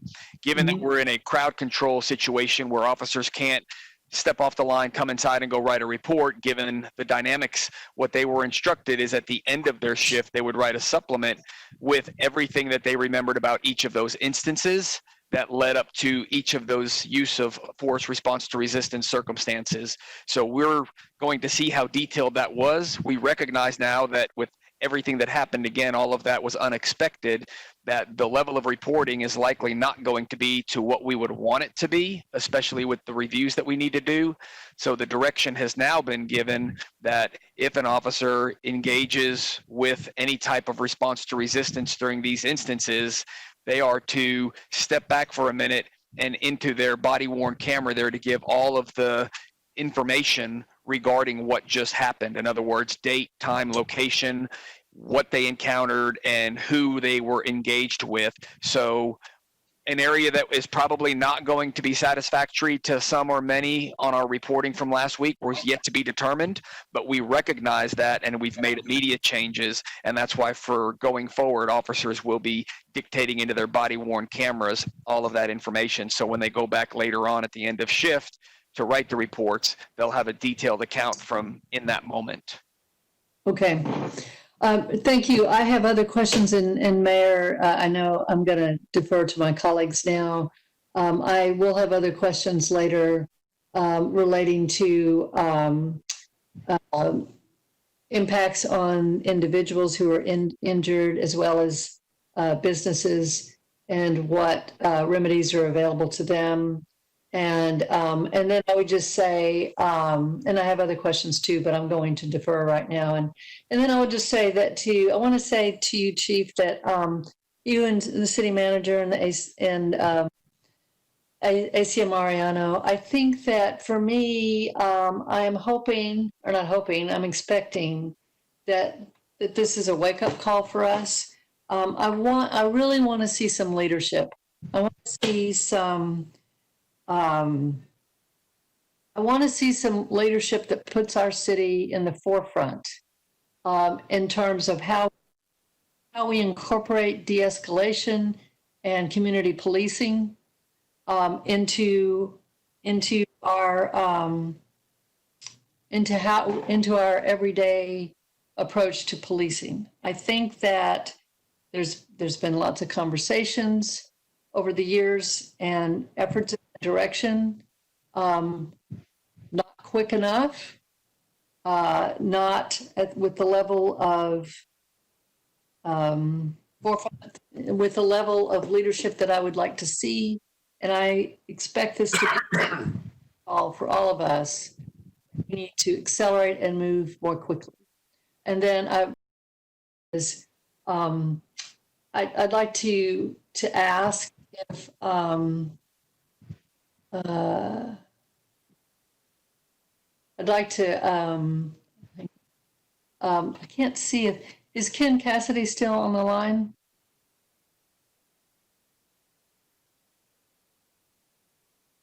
If he's not, I'll I'm here, Ann. Okay, so I want to say to you that I respect the work that our officers do. And I also respect that you and they expect accountability, because that's what it takes to have a first-class policing system. And, we've worked on many things before, and I hear you in saying that your promise to work with us. And I want to ask you right now for your commitment to work on de-escalation strategies and approaches. And I mean in a very specific and progressive, swift way. So can you commit to me now that you... I can give you a 100% commitment that I'll work with you. And the one thing that I'll always do is protect the rights and then the safety of my officers. And it's just, as far as I'm concerned, we do this every 2 to 4 years with bargaining over labor contract and issues, but we usually don't get involved in policy as much. That's more of Chief Manley and his folks, but we are happy to be part of the process and work along, on policy changes that you guys see fit. But just, the one thing that you have to know is that I will never agree to anything that I think endangers a police officer, but I promise you that I'll participate and work to the best of my abilities with you guys. Well, thank you for that. I'm not interested in endangering a police officer either, nor one of us, or any of us, nor is this community. Sure. As I said, I respect the work that police officers do, and that includes protecting them. But I don't think that this is mutually exclusive. I think that we can be a city that employs the best approach to de-escalation and community policing, and that doesn't put our officers at risk. So absolutely. Mayor, if there's time, then I have other questions later, but I'll defer now. Okay, thank you. Councilmember Renteria and Councilmember Poole. Mayor? Thank you, Mayor. Chief, I want to know when was the policy implemented to use impact munition? The Austin Police Department has had less lethal impact munitions for quite some time. I don't know if it's 15 years or so. I can find that out for you, but in this moment, I don't know how. We've had them for a long time. You know, I was very alarmed when I was looking at KView when they was using that on the crowd down below. You know, after you were saying that the only people that use those bean bags are they specially trained to shoot those, or everyone in the force is trained to shoot one of those? Every officer that utilizes that system has to be trained on it and has to qualify on it once a year. So that young cadet that was just out of basic training there that shot Michael Ramos there, are they the ones that are trained right at the beginning in the cadet policy? I mean, cadet classes? He would have been trained in cadet class for the use of that weapon, yes. And you know, after I read up on that beanbag, I read that you know, even if you get shot in the chest, it could break some ribs. Were you aware that it was that kind of impact that can have on civilians, on protesters, or whoever you use it on? We are aware that it can cause an injury. However, the injuries that we saw last weekend are like none we've seen before. We've been using that tool for quite some time, but and yes, we are aware that it can cause an injury because it is a impact, but we were not and have not experienced what we saw this past weekend. And do y'all get trained on shooting those beanbags at people's head? No, the policy, and that's another change that I made. The policy talked about that the head and neck should not be targeted unless there's a need for an immediate incapacitation. I've changed that language. This policy will be getting signed into effect. I've got the team writing it up right now, that it will state that you will not target the head or neck unless it is a deadly force situation. And would you consider that what was happening Sunday when the police officers were out there on top of the patio of the police station shooting down into the crowd? And I was very alarmed because I saw them reloading and shooting. Is that I mean, if you had a policy of not shooting people in the police neck, that was the way they were shooting. They were shooting down in the crowd. I was very alarmed, and I said, "Oh, nothing's good is going to come out of this one." I was telling my wife that. So, I mean, did the officers know that what they were doing was going to cause injuries? Well, that's part of the review that we'll do is the officer's decision making. Any officer that is issued or uses that weapon gets trained on it and understands the capabilities of that as well as the possible outcomes of that. So yes, they would know what the possible outcomes of using that system is. Well, you know, I'm a big supporter of the police department, and I believed in community policing. You know, I started out, bringing a resolution to implement community policing at the beginning of my first term. And every time I seem like I'm getting close enough to get some money into the budget to create community policing, an officer goes out and do something really dumb and crazy. I mean, and goes out and shoots someone or seriously injured someone that's unarmed, and it just throws us right back. It's so hard for me to be on the council and see this happening over and over and over again. Now, do do you have a solution to that? Is that just something that we just got some really bad police officers in your force, or is it something that, you know, I really believe that we need to change our policies. We need to implement those 8 policies that I talked about yesterday. You know, doing away with the strangle hold and the choke hold, and you know, required this escalation, required warning before shooting. You know, exhaust all alternate before shooting, duty to intervene, ban shooting at moving vehicles. You know, these are the kind of policies that, you know, we need to implement. And, you know, I'm struggling, you know. I heard what my colleague Greg said about you should just honorably resign. And, you know, I grew up here and I know that you're a homeboy. You're Winter Johnson High School. And I just, you know, it just really bothers me about what's going on.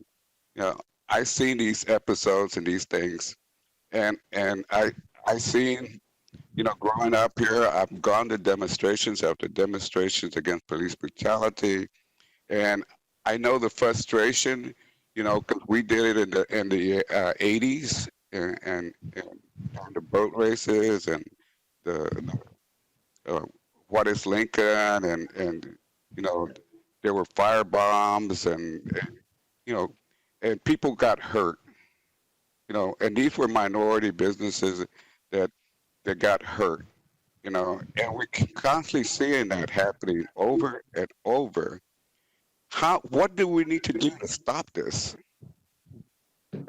Well, to your point, I just want to highlight a couple of things. The Austin Police Department does not allow chokeholds. That is something that's been banned here for decades. So we already do not allow that. De-escalation is already highly in our policy, and it's actually the first thing to consider whether force was reasonable or not was whether there was an option to de-escalate. So although not every one of the 8 are included, we meet almost all of those as we go down the list. We meet many of those. And so I think that what we have to do is what we've always done, and that is continually search out best practices to make sure that we truly are learning from other police departments when it comes to things like tactics and training. But then here at home, when it comes to the core of trust and relationship, we have to continually work together, building those relationships that, you know, when we have instances like we've had here, that the relationships fray at times. And that's why we have to continually invest in community policing.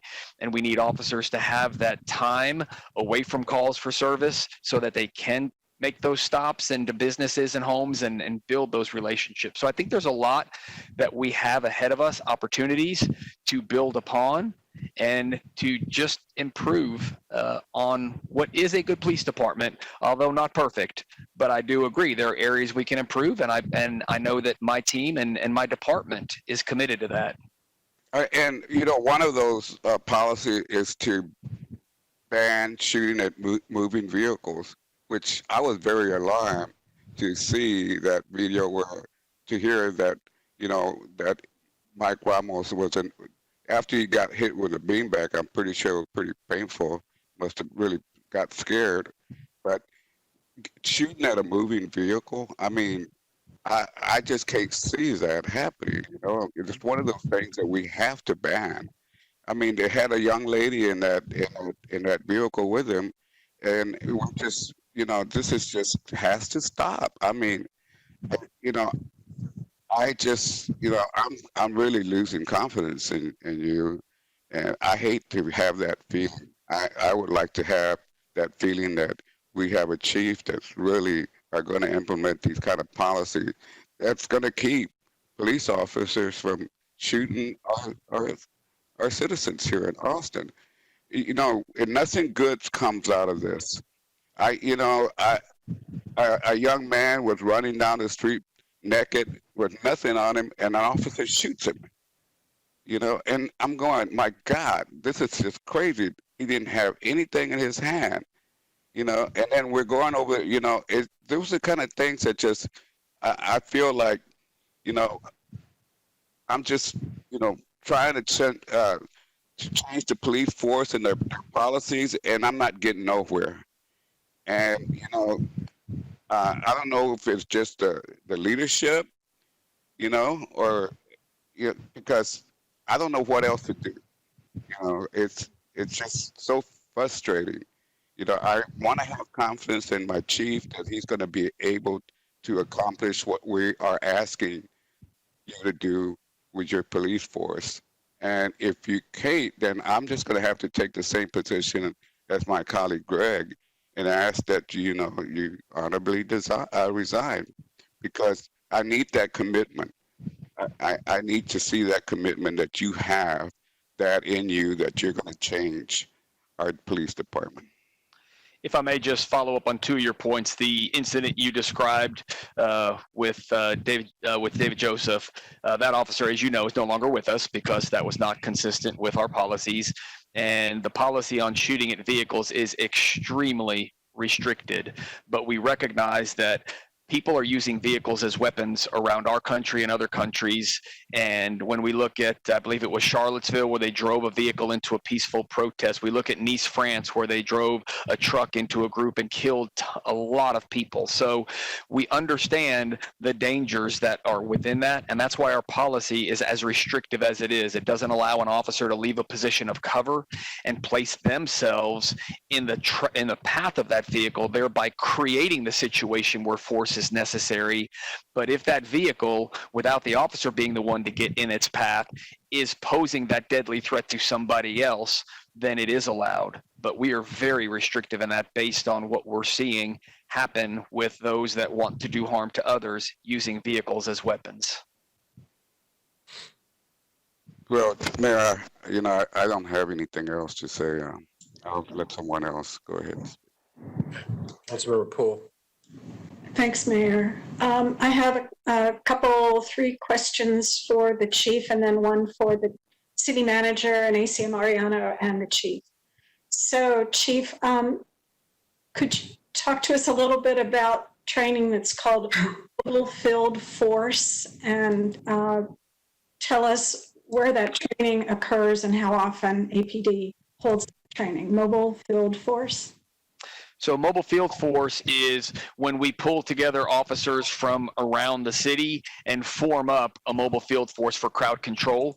And so that training is more about crowd movements, such as how do you form a line and then move a crowd? When you get to an intersection, do you form an echelon and divert that crowd one way or the other? And it's a way for moving crowds around.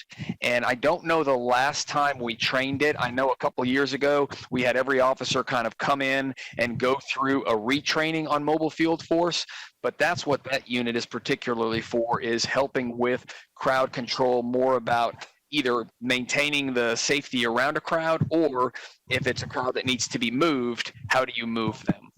Okay, so we would have seen some of that training and those tactics over the last week or so. Is that right? You saw the BPOT team, which is our bike public order team.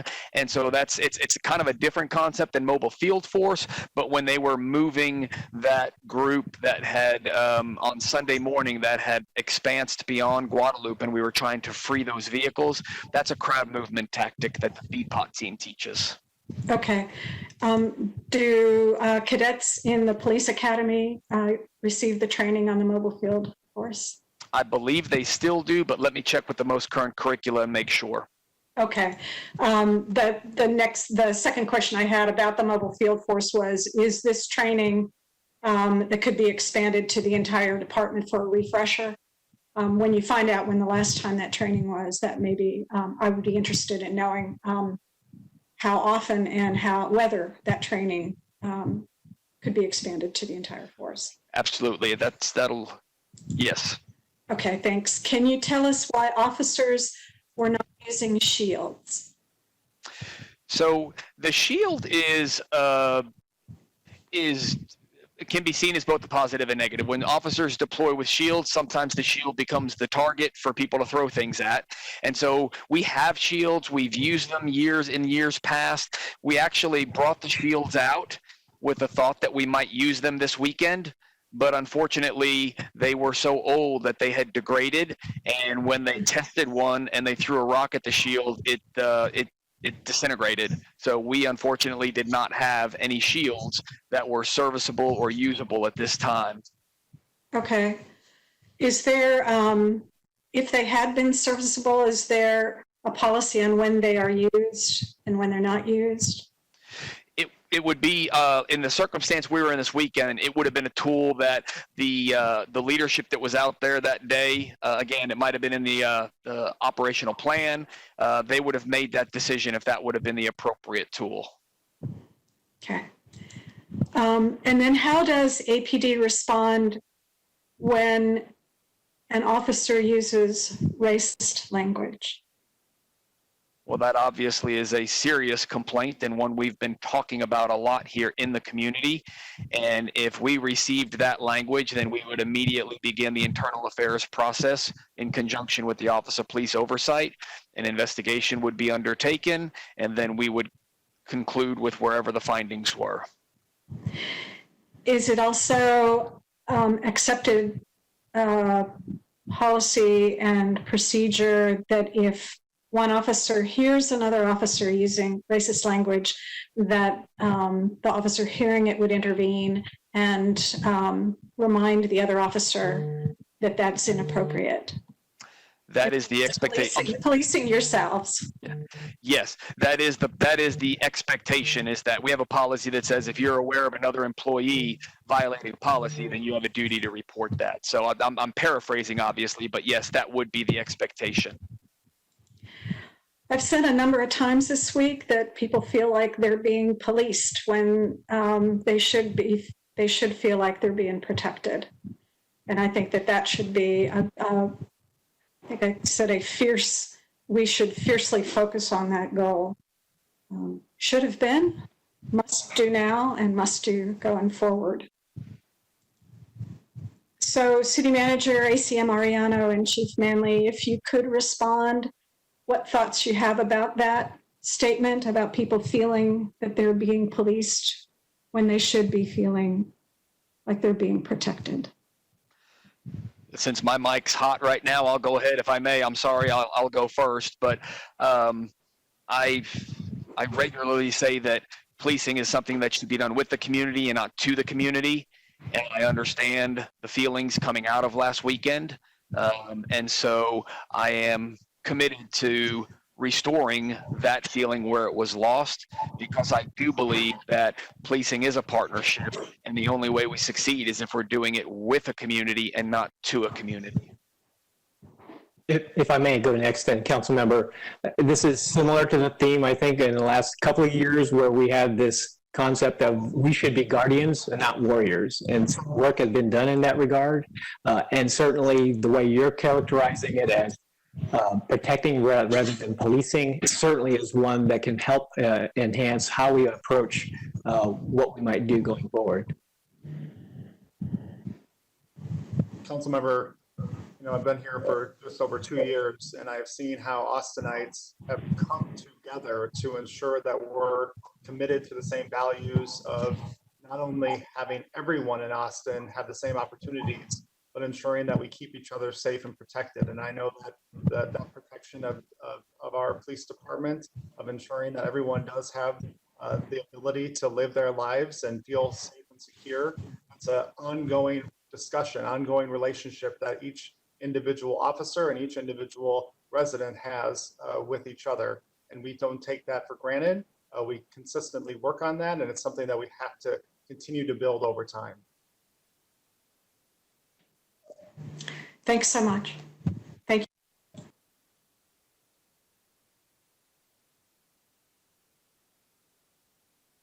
Sorry, Councilmember Alter, then Councilmember Ellis. Thank you. I wanted to start by asking Ms. Muscadin a question. First, I wanted to thank Muscadin for the absolutely critical work that you're doing every day with the police oversight, but especially during this time. I know it's been a challenging several weeks. I know you're investigating and escalating the hundreds of complaints that you're receiving, and I know it's taking its toll mentally and emotionally, et cetera. I wanted to, first of all, thank you. But then I wanted to ask for some clarity. You mentioned there were 159 complaints that were received from Monday through Thursday, many of which I'm assuming are from the weekend. I wanted to understand if those represent 159 different incidents or if they cover the same incident to the extent that you know, because you also mentioned there were 250 communications related to Justin Howell. So can you help me better understand? Sure, absolutely, council member. So we received a significant amount of communication from the community via our online complaint form, emails, and calls. And so our process is we review them. Generally, in this particular case, they would have video attached. We would review the video, we review policy, and then what happens is that it's staffed internally and then determined whether or not we see any potential policy violations. And then we draft what's called a notice of formal complaint. And it's basically an official complaint form that we send to internal affairs that will hopefully lead to an investigation. And so that 159 that I mentioned is notices of formal complaint that we sent to internal affairs. We've had much more contact with the community than that. That larger number I don't really have at this moment, but I can follow up with you on that. But in terms of formal complaints that we've sent to internal affairs, that number is 159. When I was referring to the 250, in our inbox, we have over 250 emails that specifically relate to the incident involving Justin Howell, and 30 voicemails specifically related to that. And so when we look at generally what we have been seeing through contact with the community, through the various means, the complaint form, email, and phone call, that we've put them in kind of three buckets, which is the incidents related to Brett Ayala, Sarah Nika Martin, and Justin Howell, the excessive force bucket, and the use of the less lethal rounds and the pepper spray. And so there is overlap with the complaints. And so we've been sending them down because we think it's important, because the community is coming forward. We've been sending them to internal affairs. But there is overlap with the complaints in terms of relating to specific incidents. Does that make sense? Does that clarify a little bit? So it's not necessarily 159 different incidents, like 10 of them may specifically relate to Brett Ayala. I'm just using that as an example. I don't have the specific breakdown, but they're not 159 different incidences. But they're all related to the protest, if that makes sense. Yeah, I guess I'm trying to understand if, there are some specific incidents that we've rightly heard a lot about, and I was just trying to understand whether there were other incidences that we hadn't heard about that were represented in that 159, and how those 3 or 4 specific ones where we had a lot more publicity about how they were represented in the data. Yes, so there are other incidences that are concerning that you probably haven't heard about that we've received complaints on.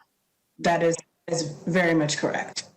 Okay, so I might like to talk with you a little bit more about that, but we can do that offline. And then City Manager, in response to an earlier question, I think it was from Councilmember Kitchen, you spoke a little bit about making sure that our staff had the resources that they need to carry out these investigations. And we actually had a conversation last Friday before the protest about my concern about how the hiring freeze was potentially impacting the Office of Police Oversight. What steps have you taken since I raised that on Friday specifically to make sure that the Office of Police Oversight is able to have its staff, and obviously given the protest, there's likely a need for more?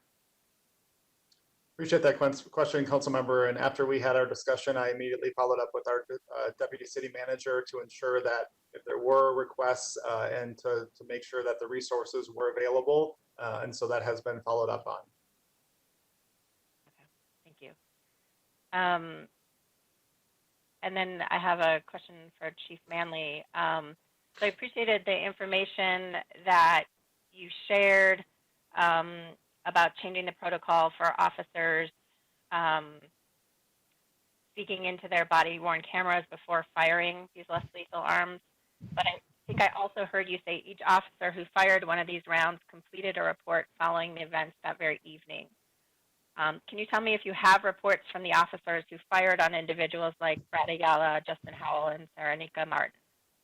So just to make sure I was clear when I was explaining it, they won't speak into their body camera before taking any action, but if they do take action, then they would speak into their body camera about what just happened. That way at the end of the night, they could write a report.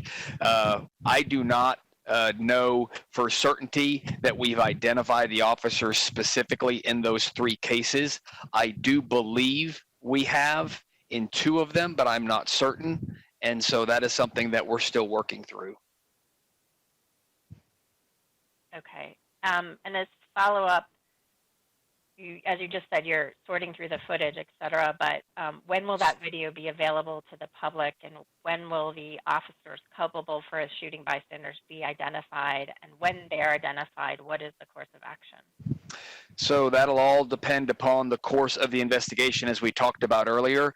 So SIU is currently investigating the incidents that I discussed. There will be a concurrent internal affairs investigation in those incidents as well.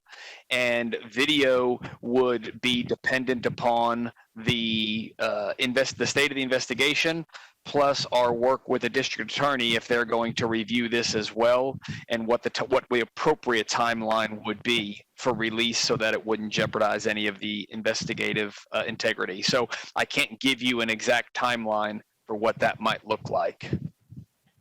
If I may, council member, just both the chief, myself, district attorney know that the timing of this is of critical importance. And so we are doing everything we can to ensure the swift release of them as soon as they are available.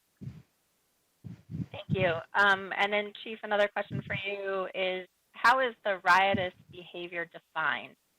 I ask for many reasons, one being the video I think we've all seen of officers being sprayed with water and responding with impact munitions at a close range. Can you speak to this incident and how that fits into the standards you shared with Councilmember Kassar on the use of force, as well as define riotous behavior?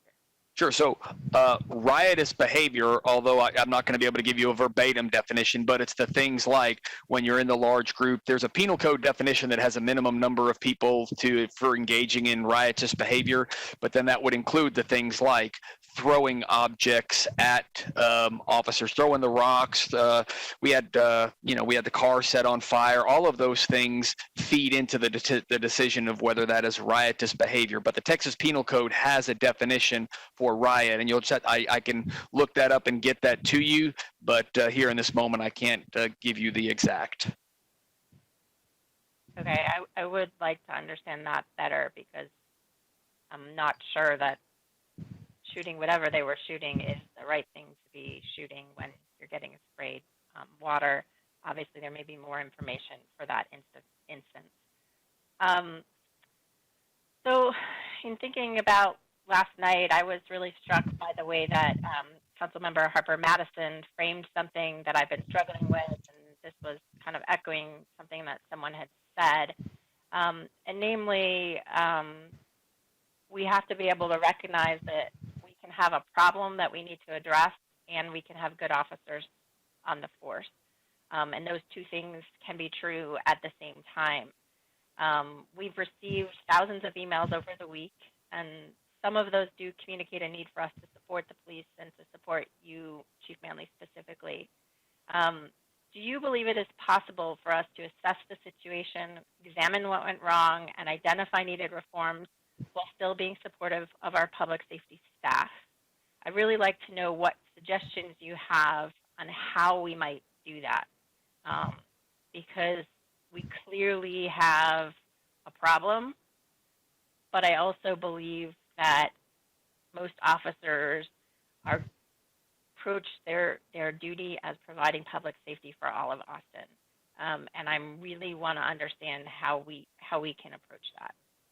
And council member, your question is how do we affect reform? And I'm sorry, I was trying to follow that. And I want to make sure I answer the right question. So, I mean, I think it gets at a broader issue, and I'm trying to stay within the confines of this briefing, which was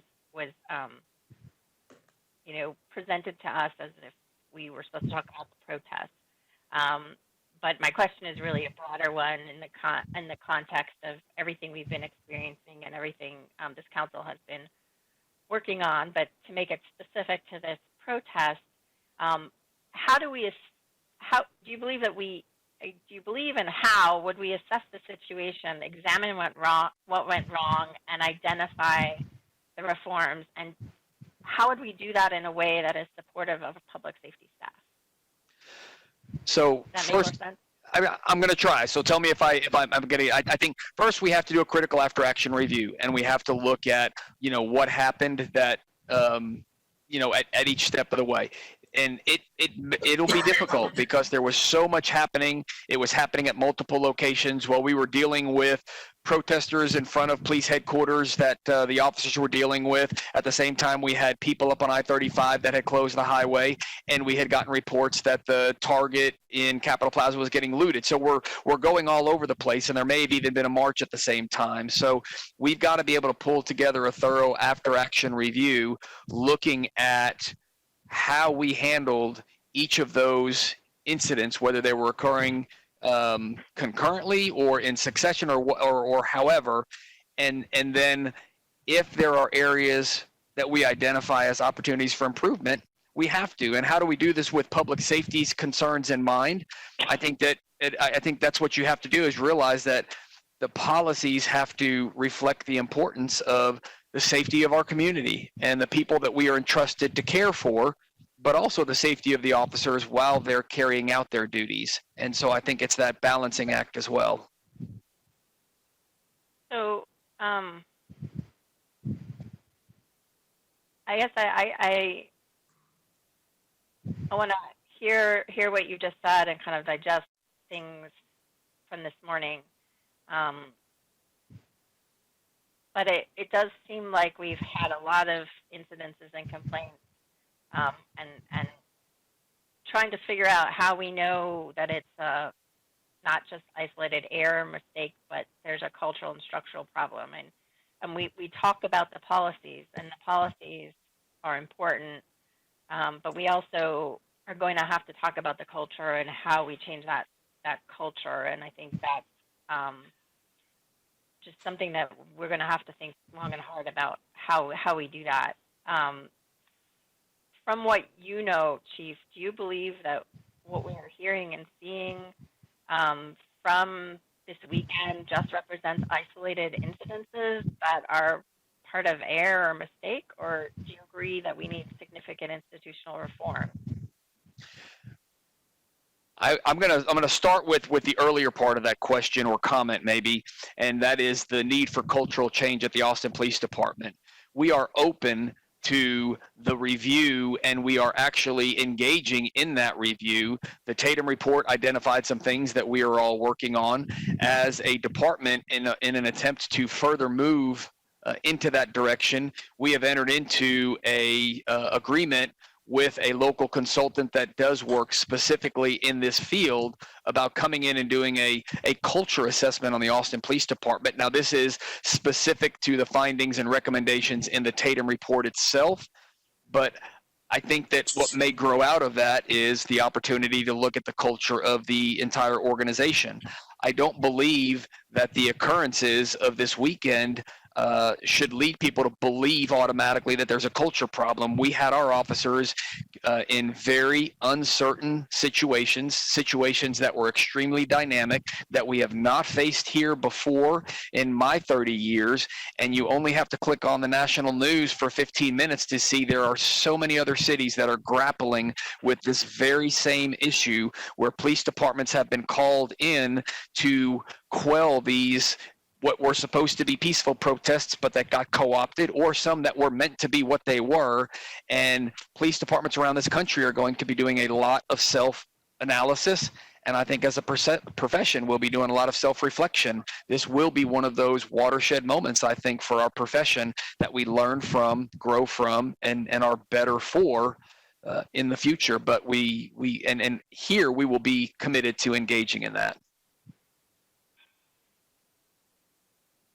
I appreciate your comments. I think that you know, the protests did not come in a vacuum for Austin, and we've been you know, working as a council to address these issues. The very fact that we have the ability to do the anonymous complaints, which is going to help, is a function of the work that we've been doing, and there's been a lot of that.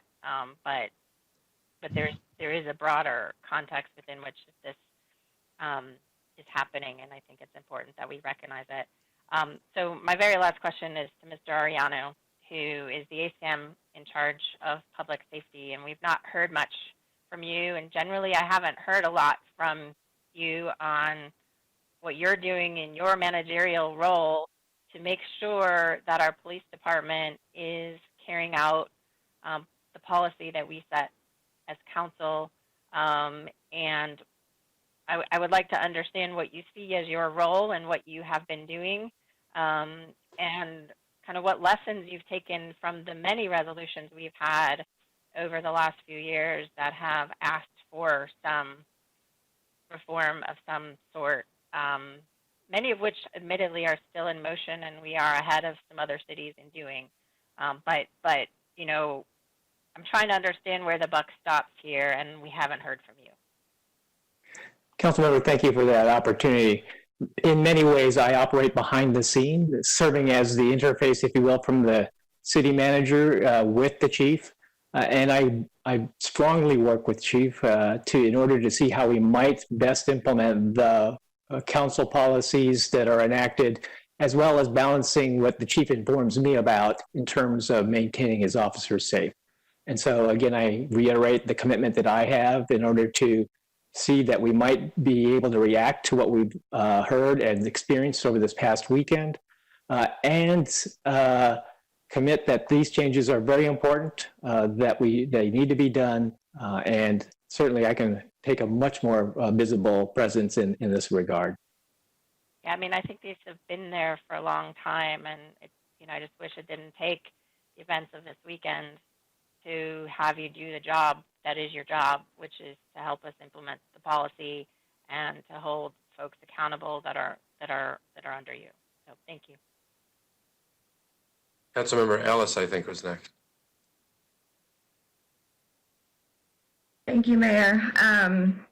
Gosh, there's a lot to go over. I want to get back to the use of these quote unquote less lethal bullets. We've obviously seen that they're putting people in the hospital. They can kill people.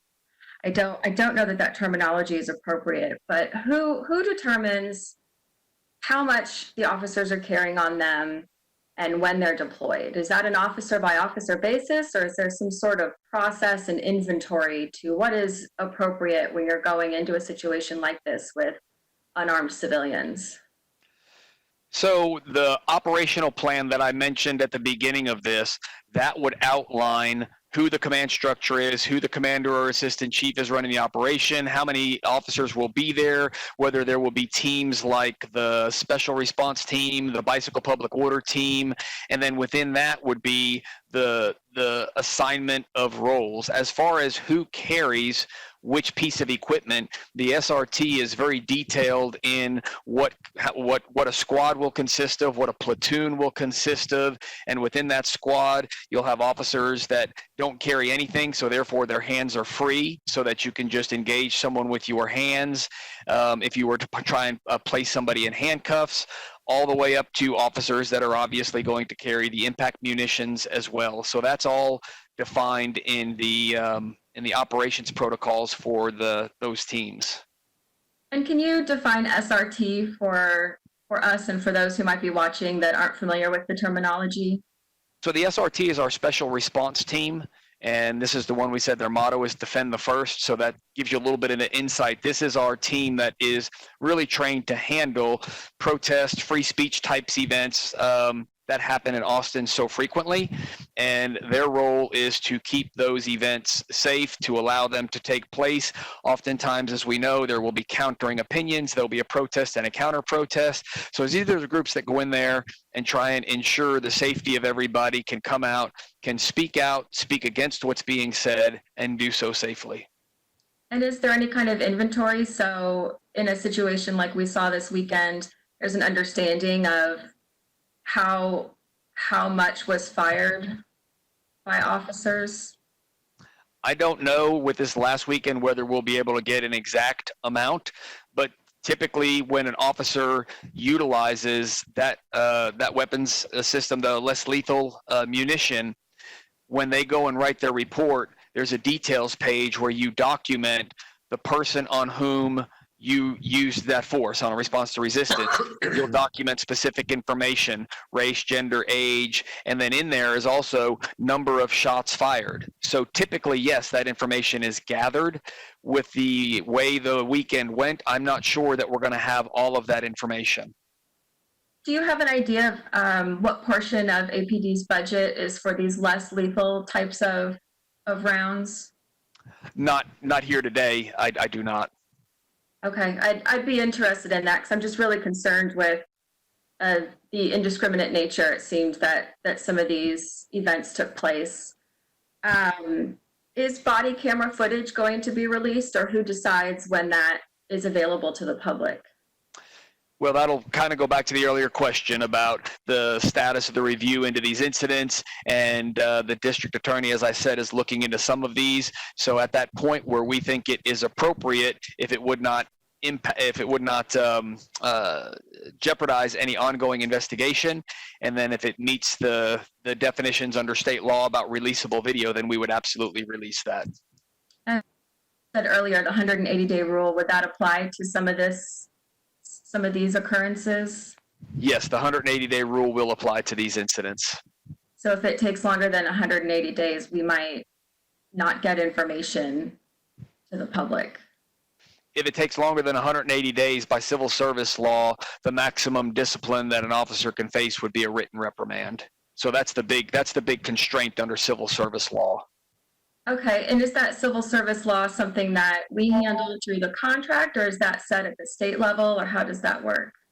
So the civil service law is set at the state level. The meet and confer agreement that is negotiated every 3 or 4 years between the city and the APA, that's where you can make changes to the civil service law. So oftentimes what city leadership and management wants is to have officers forego some of their rights that are guaranteed to them under civil service law. And then the APA, representing the department, the officers, will have things they want in return for that. So that's where you would make changes to rights that are guaranteed under civil service. You either have to go lobby the legislature to change civil service law, or you have to handle it here during meet and confer discussions. Okay, and I seem to remember that did come up the last time the police contract was being discussed. I'm sure actually it did. Yes, I'm sorry. I do remember that the 180 did come up, but there was no revisions. And then there is one exception, that if the incident being investigated has the potential for being criminal, then I can, prior to the 180th day, send a letter to the Attorney General letting them know that I need to hold off on making any disciplinary decisions based on the ongoing criminal investigation. And so that's the only real exception to that, though. Okay, and what would happen if you, as the chief, identify that rules have been broken and you decide that someone is not able to serve anymore as a police officer? What does the process beyond that look like?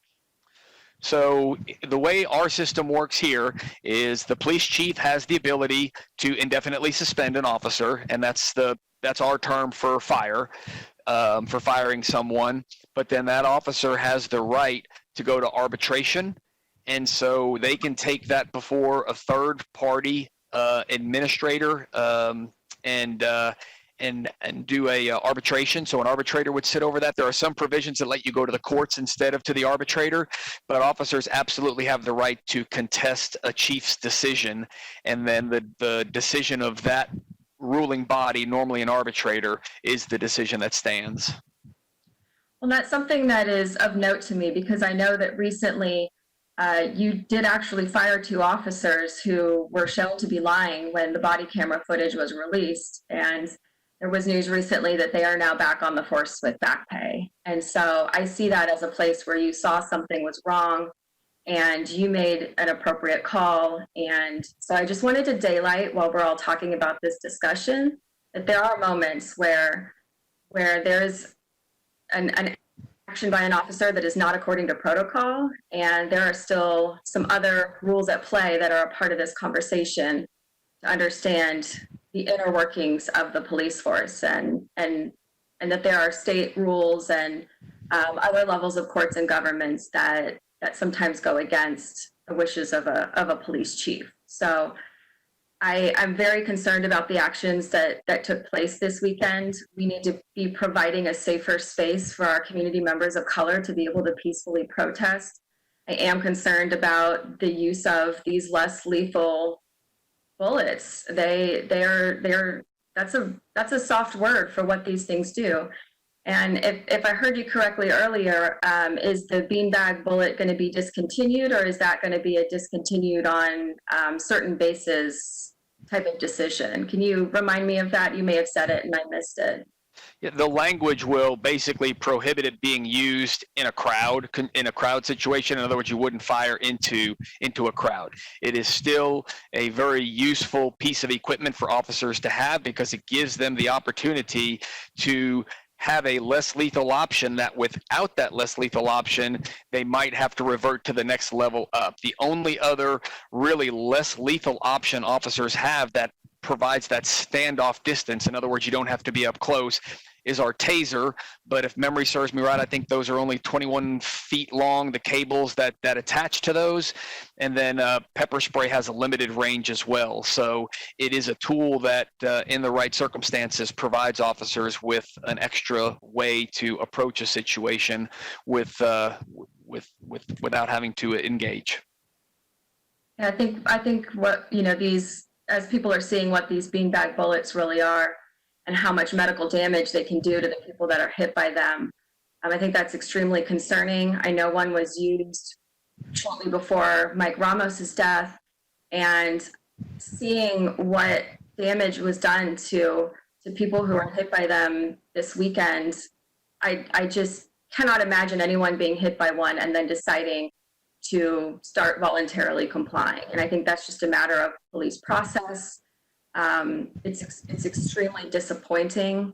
And I'm glad to hear you say that some of the rules you've changed already. I believe that we need to get to the eight rules that have been shown to assist with de-escalation.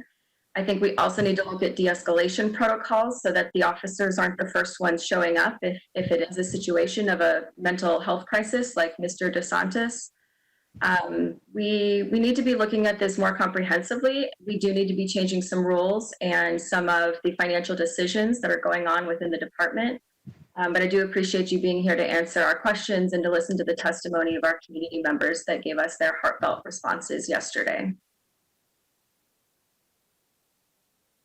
I'm going to give a quick comment here myself, because I think that we've addressed some of the specifics, certainly with respect to the non-lethal use. But I just want to touch on a little bit larger context, and I direct it to the three of you, Ray and the manager. There was something that happened this past weekend, that didn't feel like or look like Austin, and I think that that's what people are reacting to some degree. It just didn't feel like the Austin that we aspired to be. I'm glad that there's a change in policy with respect to firing guns at Austinites that gather to protest. And it's important that there be review and accountability for all the videos and the complaints that we've heard. But the trouble in my heart goes beyond the specific analysis of any particular officer's conduct at any moment in time, although it certainly includes that. Austin is a progressive, caring, innovative, friendly, and supportive city, and we need a police force that in conduct, practice, and in spirit is part and parcel of that. We need a police force that supports and implements and shares that Austin culture to which we aspire. So I'm trying to put the decisions and practices we can into that larger context, because we're not going to be able to anticipate at any point in time every decision that has to be made as people are out doing their jobs and their duty. After the city adopted a policy that ended curfews for adolescents, and there was a debate about whether or not that was the right thing to do, because it was initially seen as a tool that was important for the police to have. We needed a police force that leans into that new policy once the city takes it, and you and the force did that. And it worked really well and for the benefit of the community. After all the debate and the discussion was over, and the city acted and adopted a policy that seeks to decriminalize homelessness, also a race issue given that almost half the folks experiencing homelessness are Black. We need a police force that really leans into that new policy and tries to make it work at all levels. And I did not feel like we had a real partner in that regard. After the city adopts a policy on low-level criminal offenses like we did with marijuana possession, for many of the equity and issues that we're dealing with right now in cities across the country are coming from the same place. We need a police force again that adopts and supports and tries to further then that policy direction that the city has taken. In this community, I think what we want and need are practices and visuals from our police department that are seen as being with and supporting the protesting community in our city, because that's who this community is. And there were moments of that this past weekend, and they were great to see and reaffirming. It just didn't seem like the dominant conduct or the dominant message. I recognize, as I think we all do, the need for our officers to be able to be safe and to defend themselves and the police station, especially against criminal activity.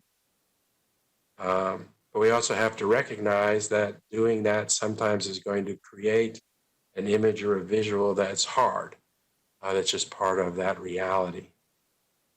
But especially when that is present, there needs to be a significantly increased and deliberate and intentional effort by everybody on the force to more than balance that with actual conduct and tangible and visual messaging to our community that we are, or that we truly become, as the sign says, hanging on the police headquarters, Austin, one community safer together. And I think that goes to a larger issue. There'll be trust in this community to the degree that the community feels that our police force, that everyone working in this city internalizes and is motivated by the progressive city policies that are this community. And that's what we need.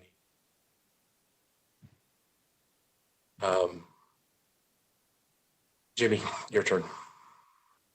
And Yeah, asked one quick question at the beginning, and so I'm glad to have a moment to share my thoughts a little more fully.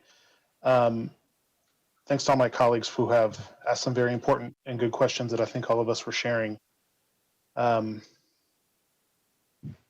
We have spent the last 2 years doing some very deep and difficult reform work on policing.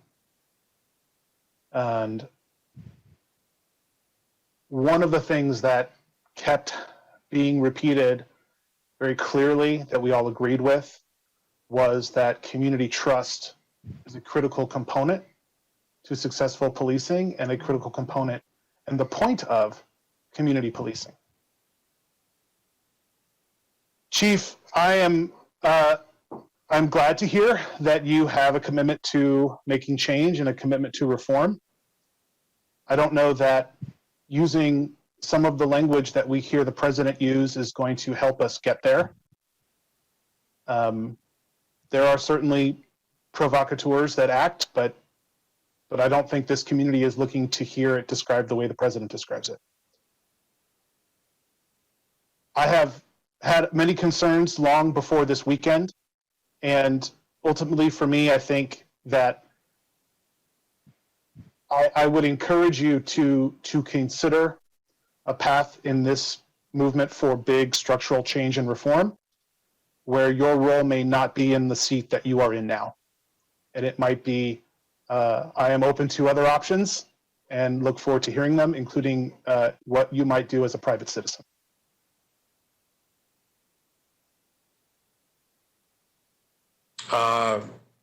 Kathy, and then Natasha. Kathy can't hear you.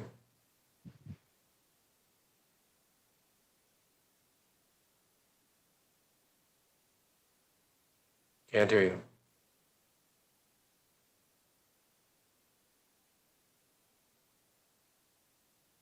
How about now? Yes, you're Okay, fine. thank you. Thank you to my colleagues for your questions. I have tried to revise mine, so I'm not duplicating them, but I do need to indicate I have multiple questions that I'd like to have an opportunity to work through. Let me start by saying, well, let me ask my questions and then I'll make a few comments. Chief, you've addressed procedure and have answered questions about procedures, but I'm not sure, and if you said it, I missed it. Can you help me understand when the last time was that the policies and procedures related to the policing of protests were revised? I'd have to go back and look and see, because there's different policies as far as the use of kinetic energy projectiles as a policy, because that came into play last weekend. Mobile field force. So there's not like just one policy on how to manage a protest. So I would have to go back and try and identify which policies would be relative to that question, and then provide you feedback. So let me just bookmark. I believe we need that information, and I think that feeds directly into what multiple people have called for, which is a real plan for transformational change. So in addition to knowing when those policies and procedures were revised last, I would be interested to know what kind of best practices have been reviewed in recent history, and to revise those. And I think that the events of last weekend show very clearly that those policies need revision. I appreciate that you've made one for this weekend. It seems to me that they probably need to be broader and wider in scale. I want to go back to the discussion of IH-35, because it does seem that these the impact munition and tear gas were deployed largely because, as I understood your testimony and the testimony of the many, many, many others who have written or participated yesterday, it seems to largely be surrounding that decision of APD to keep IH 35 clear. I understand that it's a major corridor. Of course, we want to protect the safety of those who are occupying the road, but we do close down IH 35 from time to time. Can you walk us through? Can you answer, I guess, for us, how thoughtfully and deliberatively and broadly was that conversation had ahead of time about whether IH 35 would be kept clear or whether protesters would be allowed to peacefully occupy it? Well, that is a discussion that was had ahead of time when we were looking at what the concerns were for what protester activity might take place that would disrupt the operations of the city. And we recognize that if we let protesters take over IH 35, then we have impacted not only public safety, but quality of life around the entire city. And to what extent do we allow that to happen?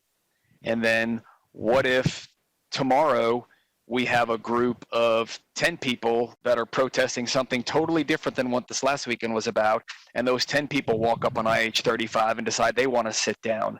Where do you draw the boundary over who gets to close I-35, who doesn't? What size crowd does it take to close I-35 or what doesn't? At the end of the day, it is unsafe to allow that interstate to be closed unnecessarily. And I always say that unnecessarily because I recognize there are times it's closed for construction, which is normally carefully planned during the nighttime overtime hours to not impede. And then when we were having major construction done up at the 183 interchange, TxDOT came in and actually put up barriers and all that so people knew well ahead of time. And so the decision, it is a well thought out decision, but it is a decision that we've had here for quite some time about the need to keep the interstate open. And that is a discussion that I had with others as well. I guess I'll have to reflect on those, on this particular issue and those words, and whether or not this was a necessary instance where closure would have been the more appropriate method. I wanted to move on to the conversation that we had about, I may have misheard you, but I believe at some point during this morning, you indicated that APD was not informed of the hospitalizations or the extent of the injuries. And my question is for you or ACM Ariano. Can you please help me understand why APD, if that's accurate, if I heard that accurately, why wasn't APD informed of EMS's response and the volunteer medics' response of the really significant serious injuries that were being seen by our paramedics and our medics out there on the streets as a result of the impact munition? We were not aware. Oftentimes when an officer will be involved in a response to resistance, we're taking that person into immediate custody. So we understand whether there was an injury or there's a complaint of an injury. In these cases, we were not, oftentimes, I don't know if ever taking these people into custody. Instead, they would run away if they were impacted, or as we're learning now, obviously some of these rounds apparently hit people that were not the intended person. So I was not aware that we had such high level of injuries. We were not getting immediate reports. We did know the night when Mr. Howell was injured, because obviously he was brought forward to us and we got him immediately to the ambulance. But many of these reports that we're getting, especially on the 10 cases that I said we're tracking, they came in well after the event. We were getting information on Monday on those. Now it may have been known to a few, but we didn't have an information system where we were getting updated reports from individuals presenting themselves at the hospital, I guess is the best way to say it. ACM Mariano, Yeah. both departments, can you help me understand what the information transfer was like between EMS and APD? What I was going to add to the chief's remarks, thank you, council member. What I was going to add to the chief's remarks is that this is an opportunity, I think, to see how we might better connect that information. As he described, we are generally, because it's not a crowd, we are generally knowledgeable about the impact to the person that was involved in this incident, and so we know what we might need to do in order to modify whatever the response to resistance was or can be. Clearly, this is an opportunity, I think, to see how we might better connect the information on a real-time basis rather than having to look at it several days afterwards.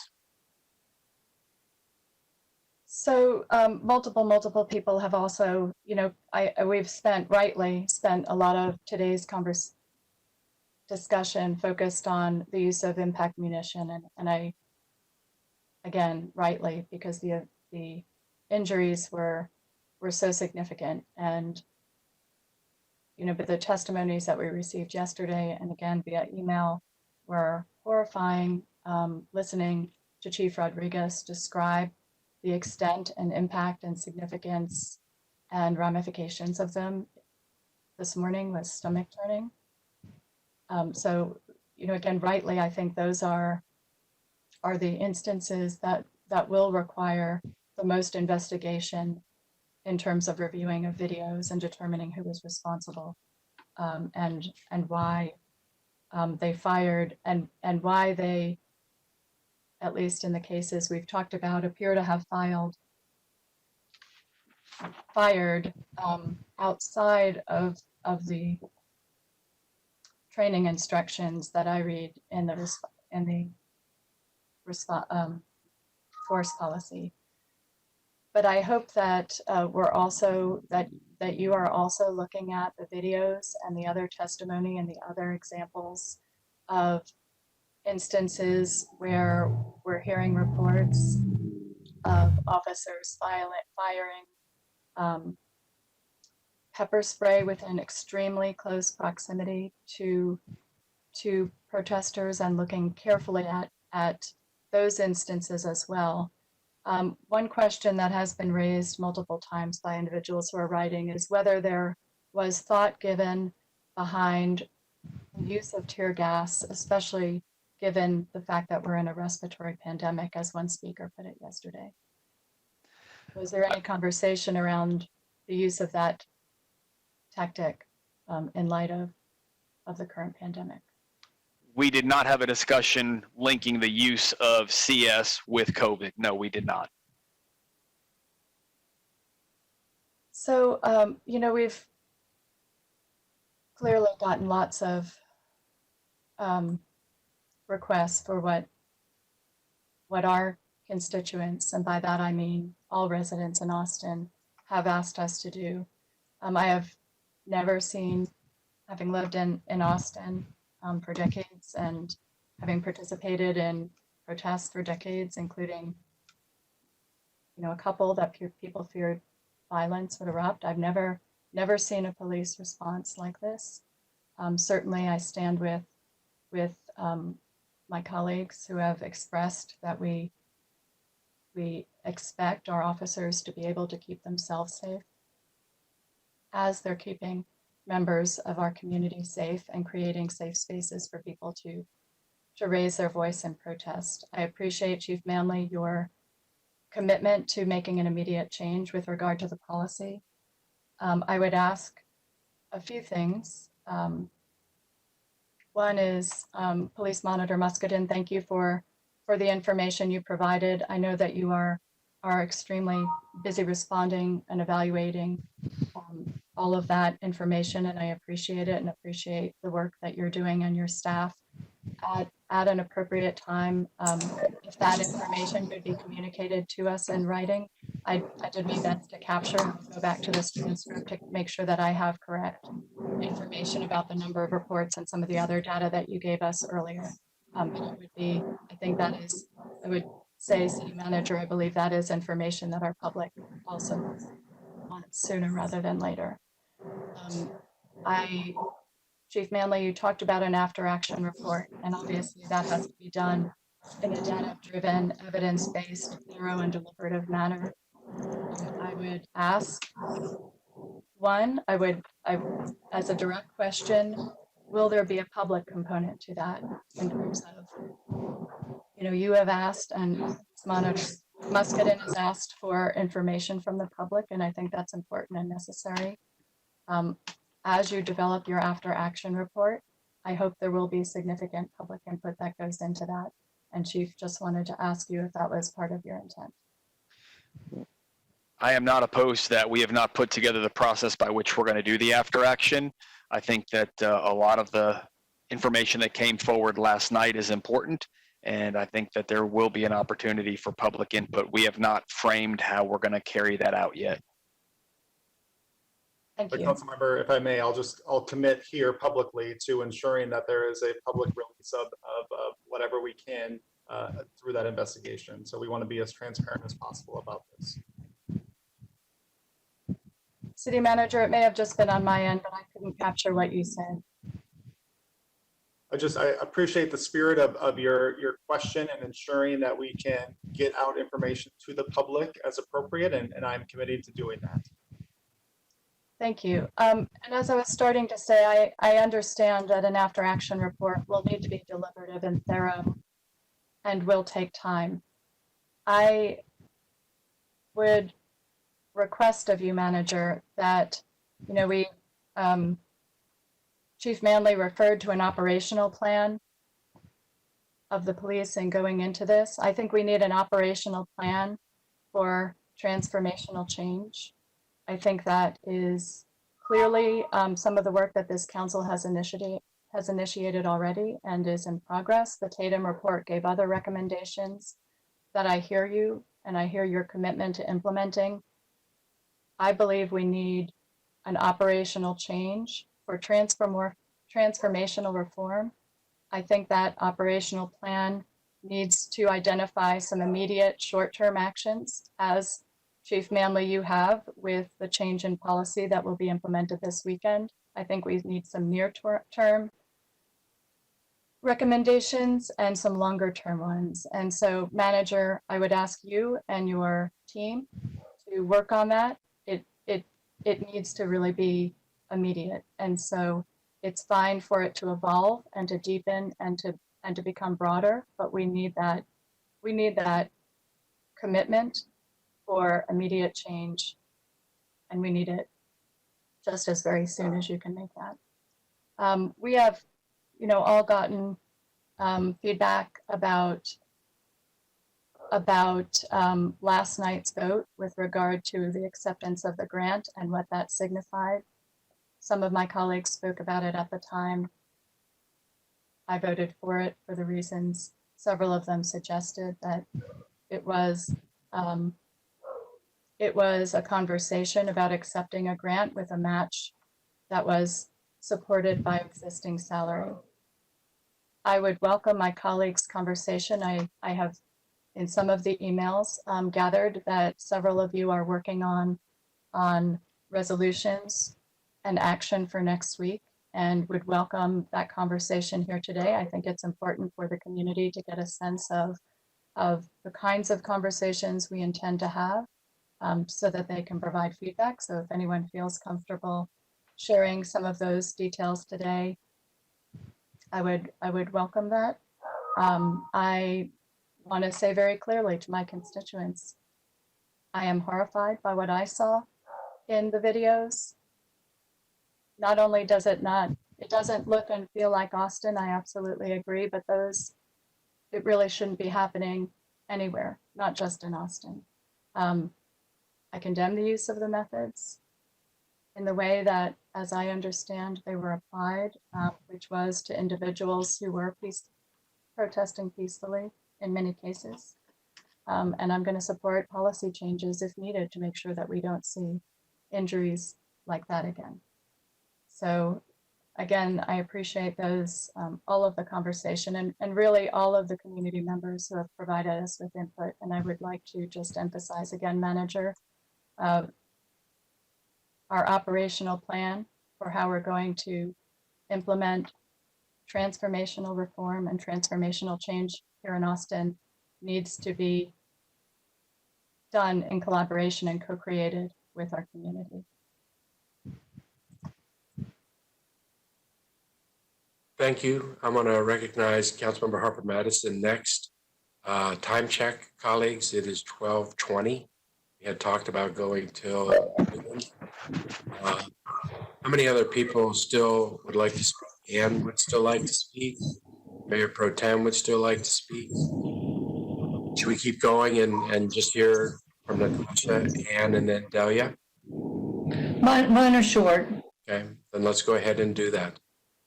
Natasha, do you want to go first or last? As you all know, I've been having tech difficulties today, but I think it's been resolved. Can you hear me okay? Yes. Excellent. So, oh boy, where do I start? I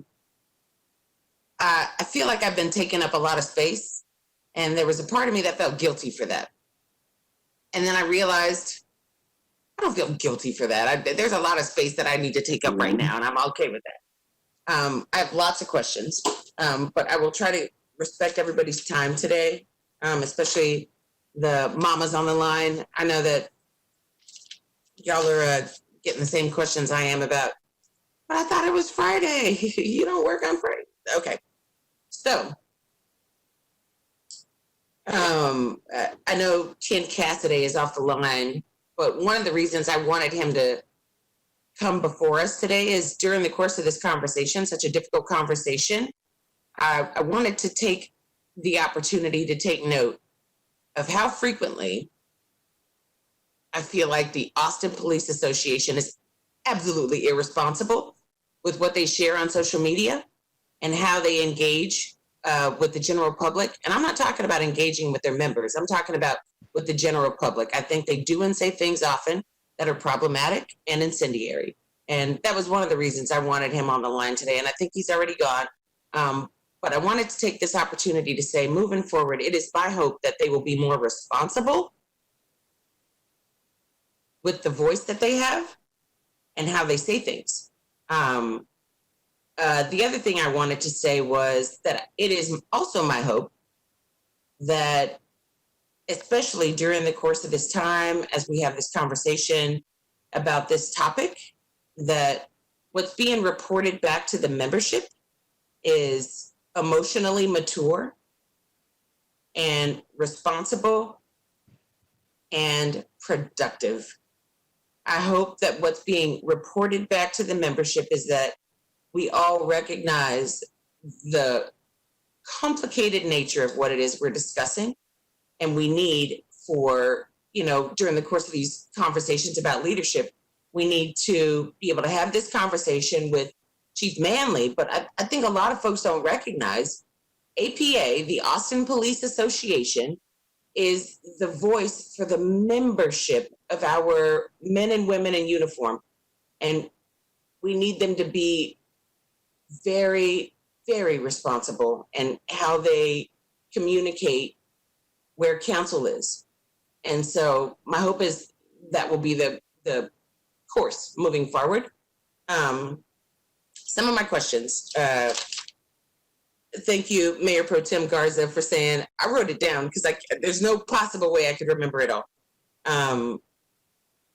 So I'd like to know, and Chief, this is specifically for you and or I guess the only other person on the call who could address this would be ACM Ariano.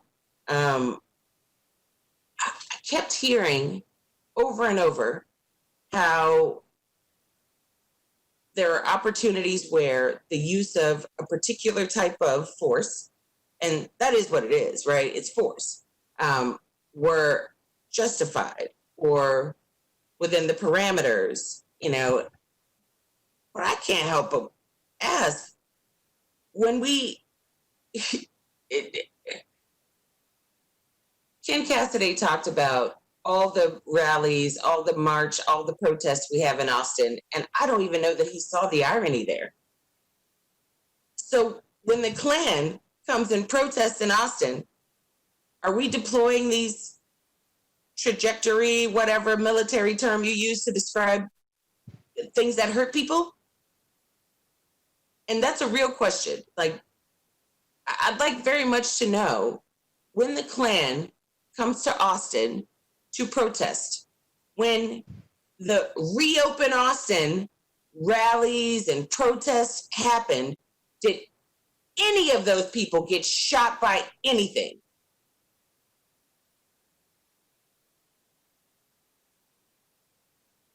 Is that a question, council member, for me? I can't hear you.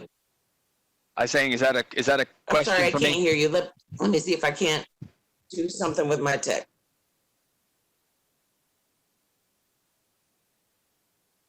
Hang on a second, Chief. Okay. Okay, can you try again? Yes, can you hear me now?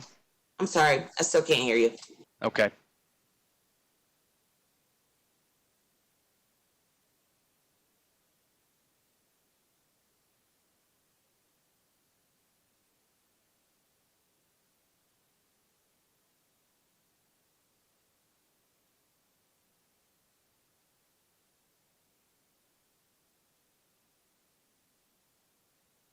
Is there a phone number you can text to Natasha to be able to call in here?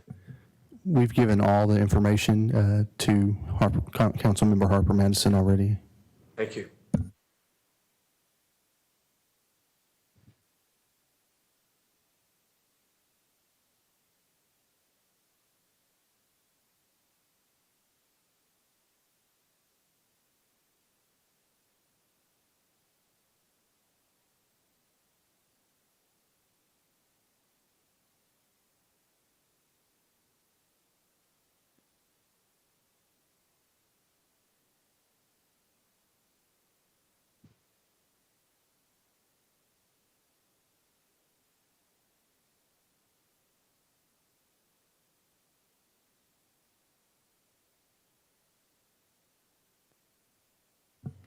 Hello. Yes, we can hear you now. Awesome. Thank you. So what I'm going to do is, so it turns out, for whatever reason, what's happening with my tech issue is I can't be audible and visible at the same time. So I'm just going to walk away from the computer. So yes, that was a question. Okay, and I just wanted to make sure before I started speaking, I don't know the particulars of those protests sitting here right now, but what I can tell you, the decision of whether or not there is a response is based on what the officers are confronted with. So it has nothing to do with who is protesting or what is the subject matter of the protest. It has to do with the conduct of those protesting. And as I've said many times on this meeting so far today, is that we know that there were groups that came in and infiltrated what was to be a positive, productive, free speech opportunity. I'm sorry. That's unacceptable. So I can't hear you. Can you hear me now? Can you hear her, Chief? Can you try again, council member? Yes, I can hear you. Can you hear me? Now I can, yes. So I cut you off because I just feel like that's unacceptable, and it's such a, frankly, not to be rude, but that's a cop-out. I mean, we've watched these people exhibit extraordinarily bad behavior. If that's what we're talking about, human beings exhibiting bad behavior, we've watched those people exhibit bad behavior, and time again, even during the course of this unprecedented series of events, we've watched, frankly, white people with guns behave badly, and they don't get shot at. And so I'm really just trying to figure out why it was appropriate to deploy that level of force, both by way of the presence and the deployment of what you keep referring to as tools. I simply cannot for one moment understand why it was appropriate now and it hasn't been before. And maybe it's not a question at this point so much as a statement, in which case I'll keep moving. The other question I have for you is, as we're having this conversation about non-lethal policy, I don't know that you've answered this. Maybe you did. Maybe I was having tech issues. is there a policy about not shooting above the knees? Is there a policy about the path to least damage to human flesh? We have policies that first talk about the sanctity of life, but when you talk about specific target areas, some of our policies do address that. And I just did make a change to the kinetic energy projectile policy. Previously, it said something to the effect of that you would not target the heck or net area unless there was a need for immediate incapacitation. And what I will be signing into policy is that you will not target the head or neck area unless it is a deadly force encounter. So we do have policies that talk about specific target areas. In other words, an impact baton strike to the leg is a much lower level use of force than an impact baton strike to the head, which again would have to be a deadly force situation.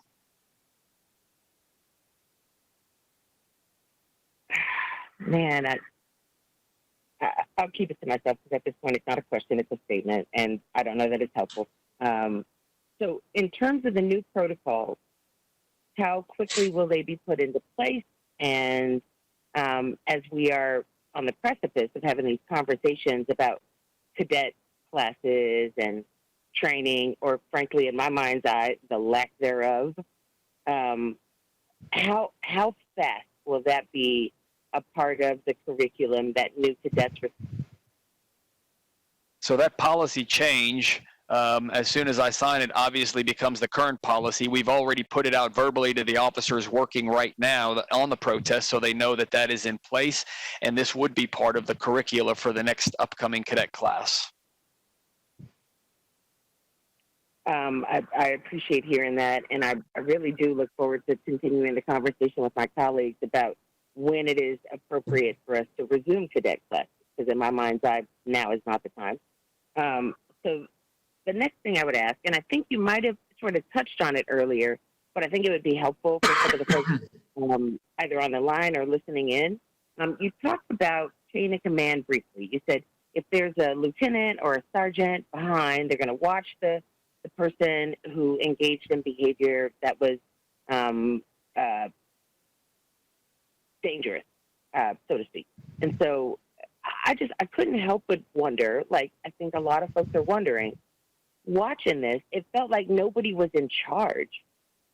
I'd just like to talk about chain of command and like under what circumstances are there people in positions who have had the necessary degree of training and time on the job, and how many people are they overseeing? Is it one lieutenant, one sergeant per 5 per 10? Like, how does that work? We'd really like to get some clarity there. So what is spelled out in the operational plans is who the chain of command will be for that event. So in other words, the operational plan for one of these days' events, it names the assistant chief that was the chain of command over the operation along with the commander. So it identifies them as having operational command for the day over the operation.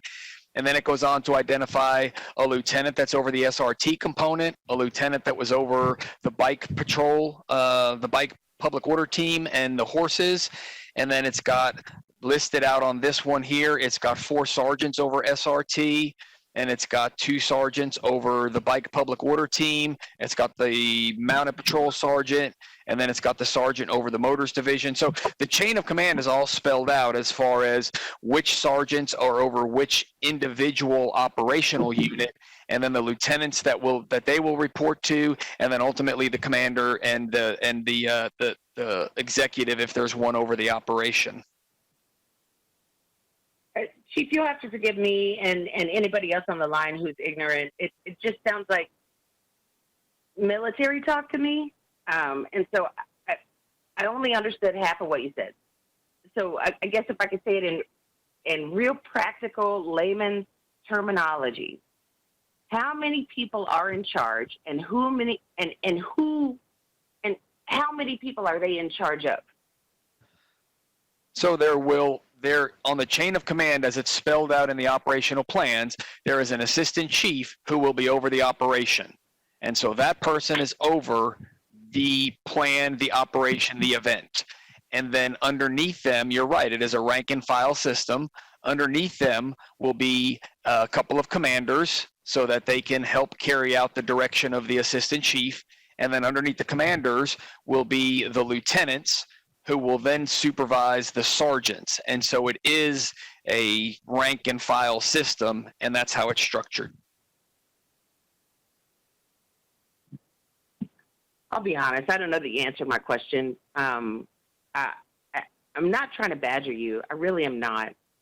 I have questions, and the people have questions, and I really don't feel like you're answering them right now. So if you could, I'm going to try one more time. Let's say there's one sergeant, one lieutenant. Approximately how many people are under their watchful eye? And I guess we're really trying to get a mental image of where's the boss right now, and who's telling you to stand down when your behavior is inappropriate. That's what I'm trying to get a feel for. So the sergeant will be over a group of officers, and I can't say with exact certainty. Typically, there's going to be between 8 and 10 officers that will be with that sergeant. That's how we, on patrol, a sergeant has a group of anywhere from 8 to 12 officers, and so that's the first line supervisor is the sergeant. The lieutenant will be over a couple of groups of sergeants, potentially, unless it is just a lieutenant who has a specific assignment. But typically, the lieutenants will have a group of officers under them. So like in this one operation, we had one lieutenant who was over SRT. So the entire SRT component with sergeants, there would be SRT sergeant, they would report to that lieutenant. The other lieutenant would be over the bike public order team and the mounted patrol, the horses. And so the lieutenants supervise the sergeants. So they, depending upon how many sergeants, so the SRT had 4 sergeants working on the ops plan I'm looking at right now. So those 4 sergeants would be over all of the SRT officers. Those 4 sergeants would be reporting to one lieutenant, and that one lieutenant would report to one commander. That commander obviously is over however many lieutenants there were that day, unless there was a second commander. And then obviously the assistant chief is over the entire operation. I think that's much closer to the answer I was looking for. So thank you. I appreciate that. And so I would echo the sentiment of some of my colleagues.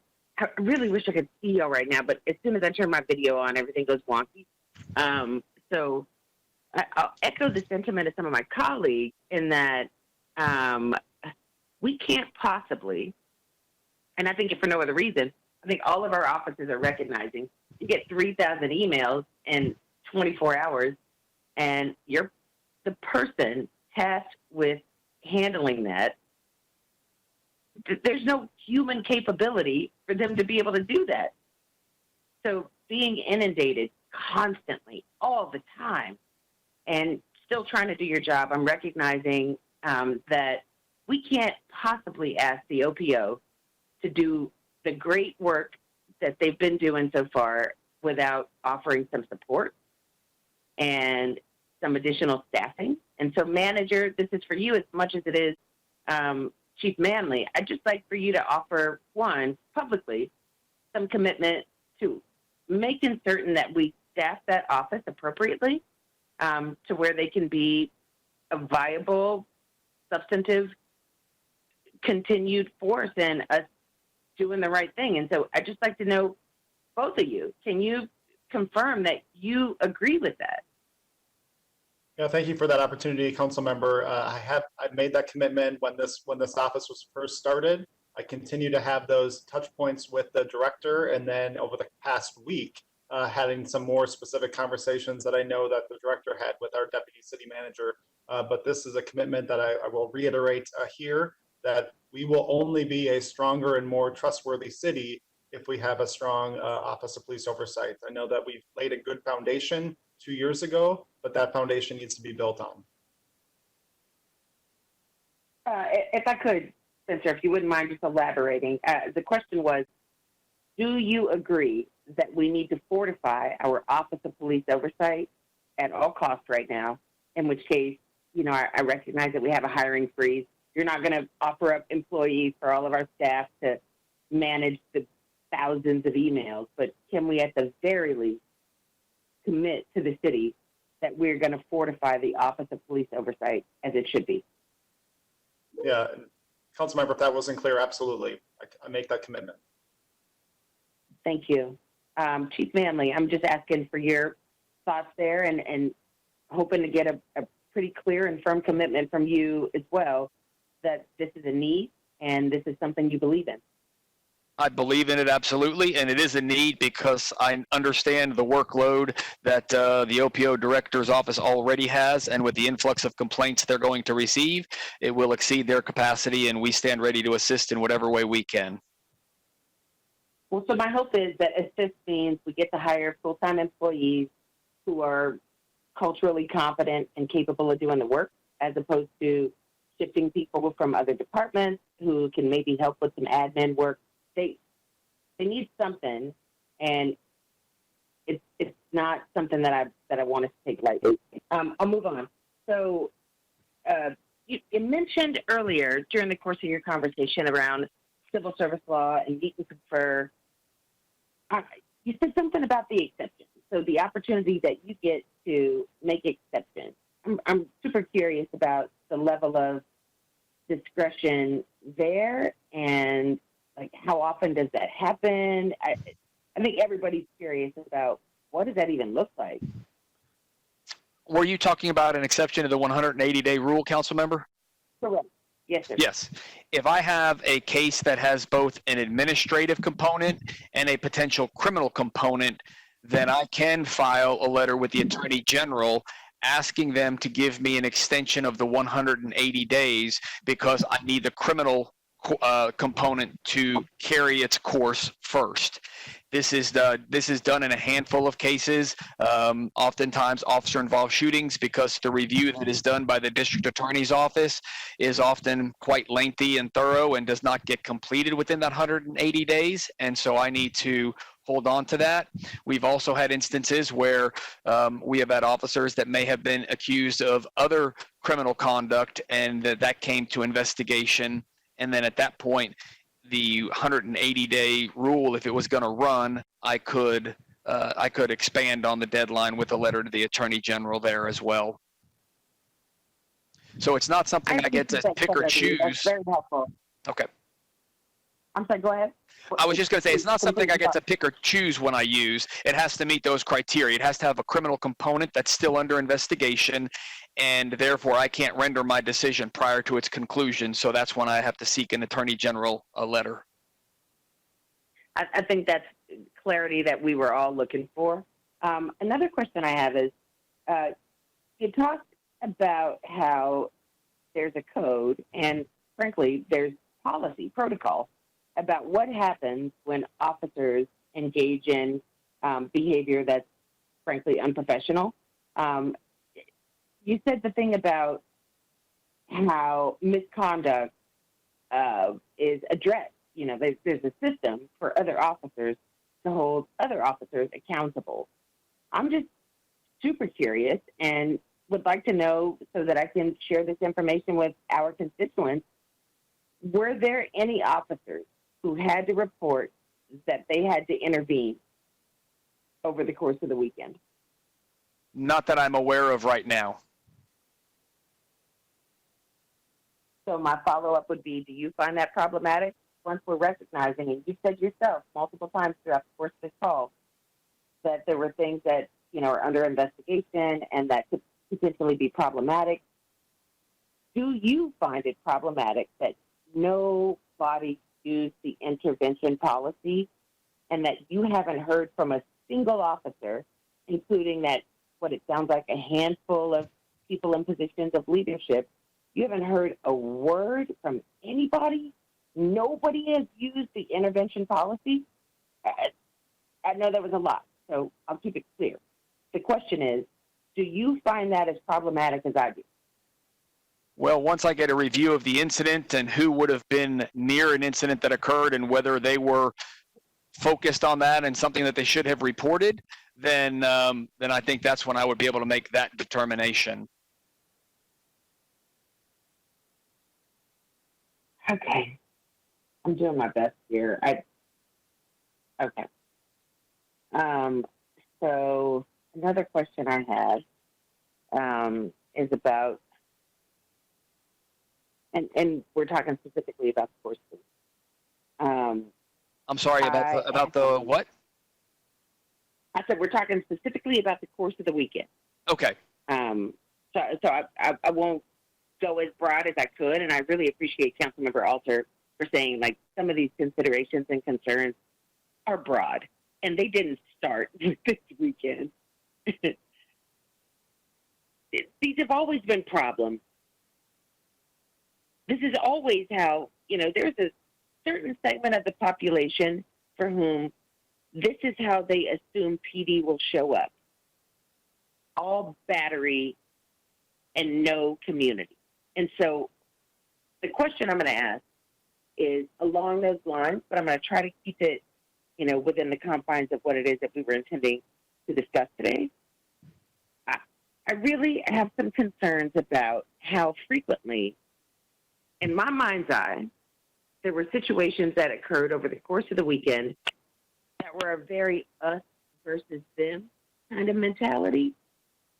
I would like very much to know what you, or frankly, whoever is in the position of leadership moving forward for the Austin Police Department sees as a more appropriate course of creating relationships where there's not this mistrust, where it feels like y'all hate them and they hate you, and it's like, I know that's really sort of vast, but that feeling is real, it's palpable. People feel like y'all hate them. And you treat them like lesser than and inhumane in ways that we watched play out over the course of the weekend. And I will remind you, this is a statement, not a question.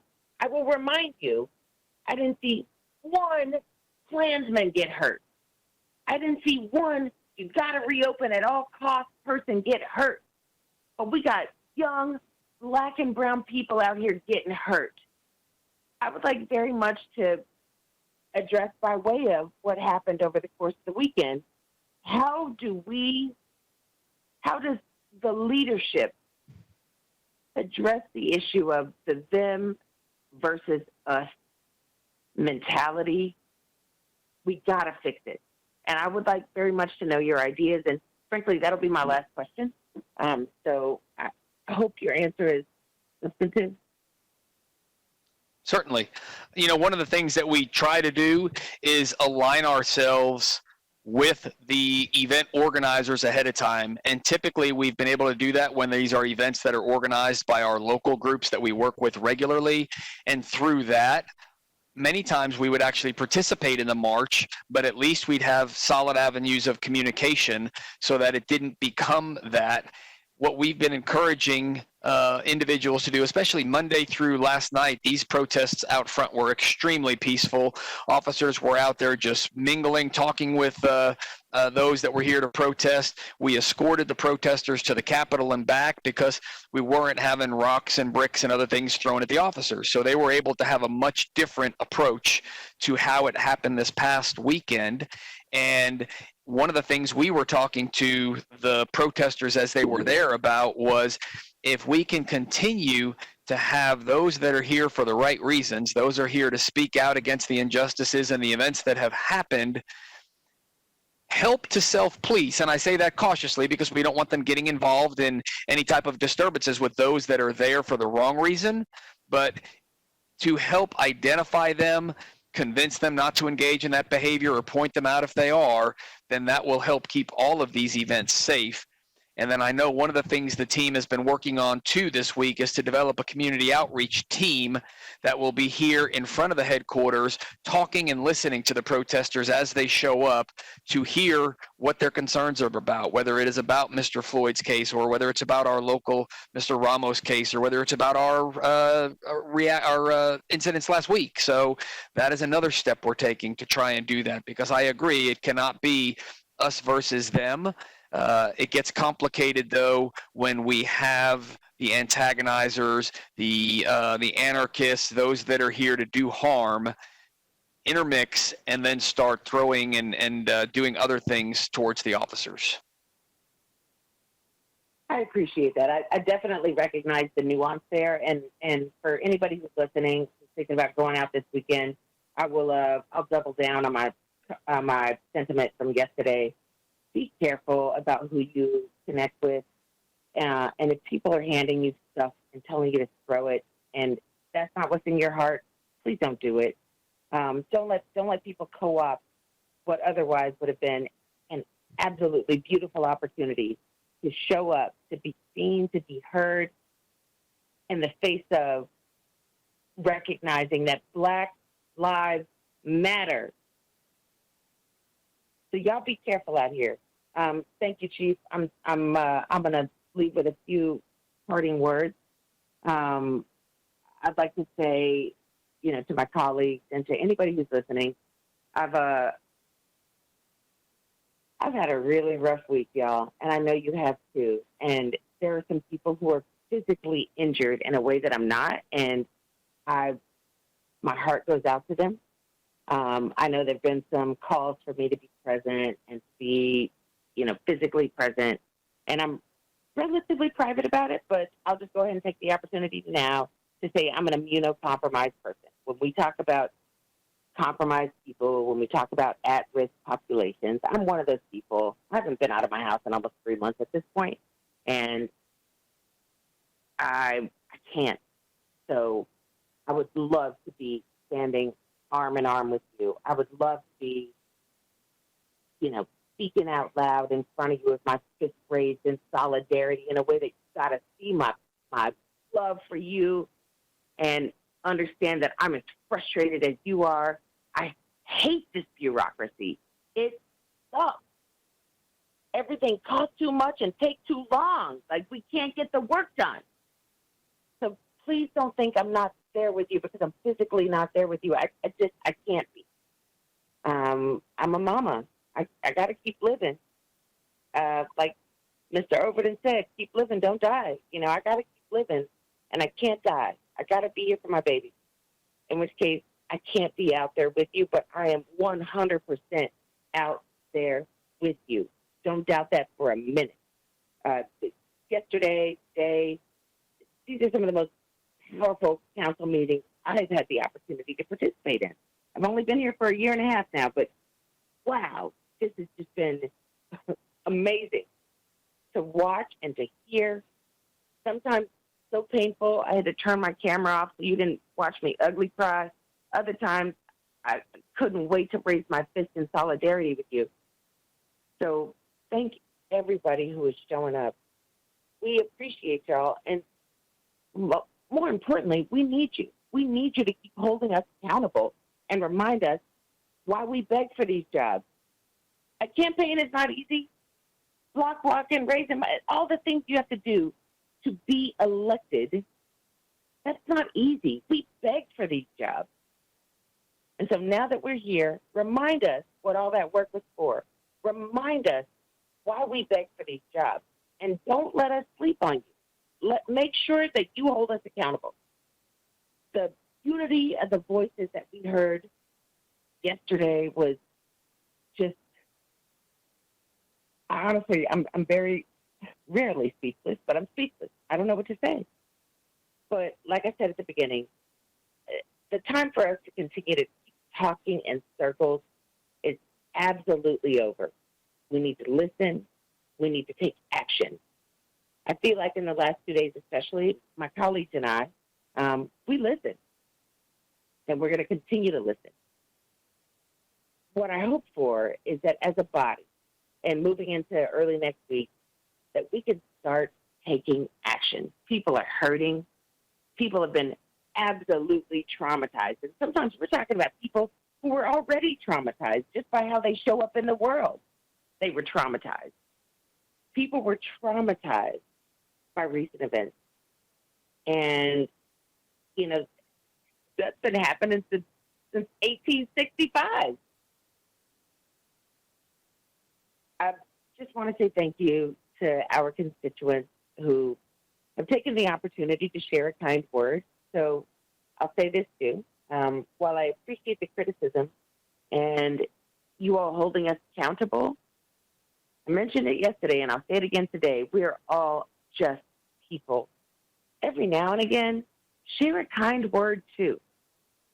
My friends and some of our supporters have been dropping off food and cookies and taking my kids on walks, and we need that too, y'all. Please do both. I will say I recognize that this is far from over. I 100% recognize this is far from over. But please continue to make your voice heard. Do not cease to speak out. Don't stop taking up space. I implore you. I've even had to remind myself of that. Girls, take up some space.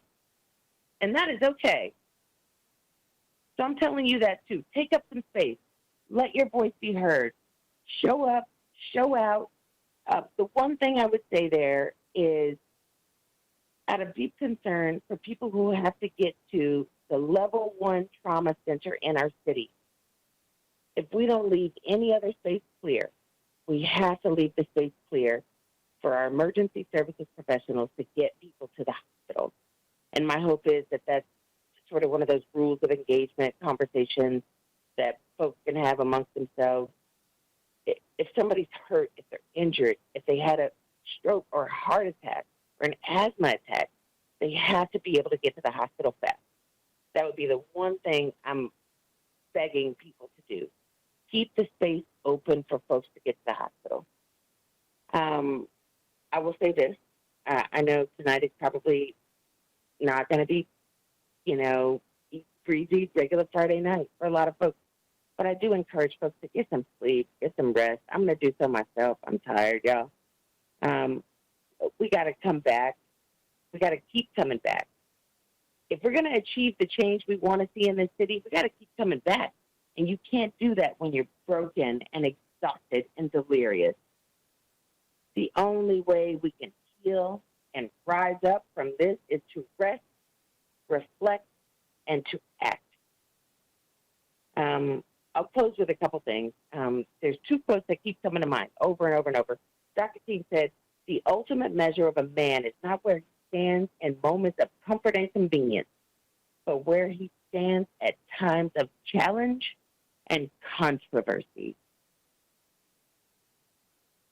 And then lastly, I'll say, Frederick Douglass said it, and I certainly couldn't say it better.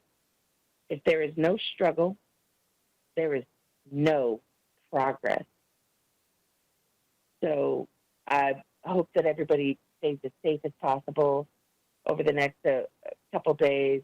We'll see y'all again next week, next Thursday. Thank you to my colleagues for offering me the opportunity to really just take up some space.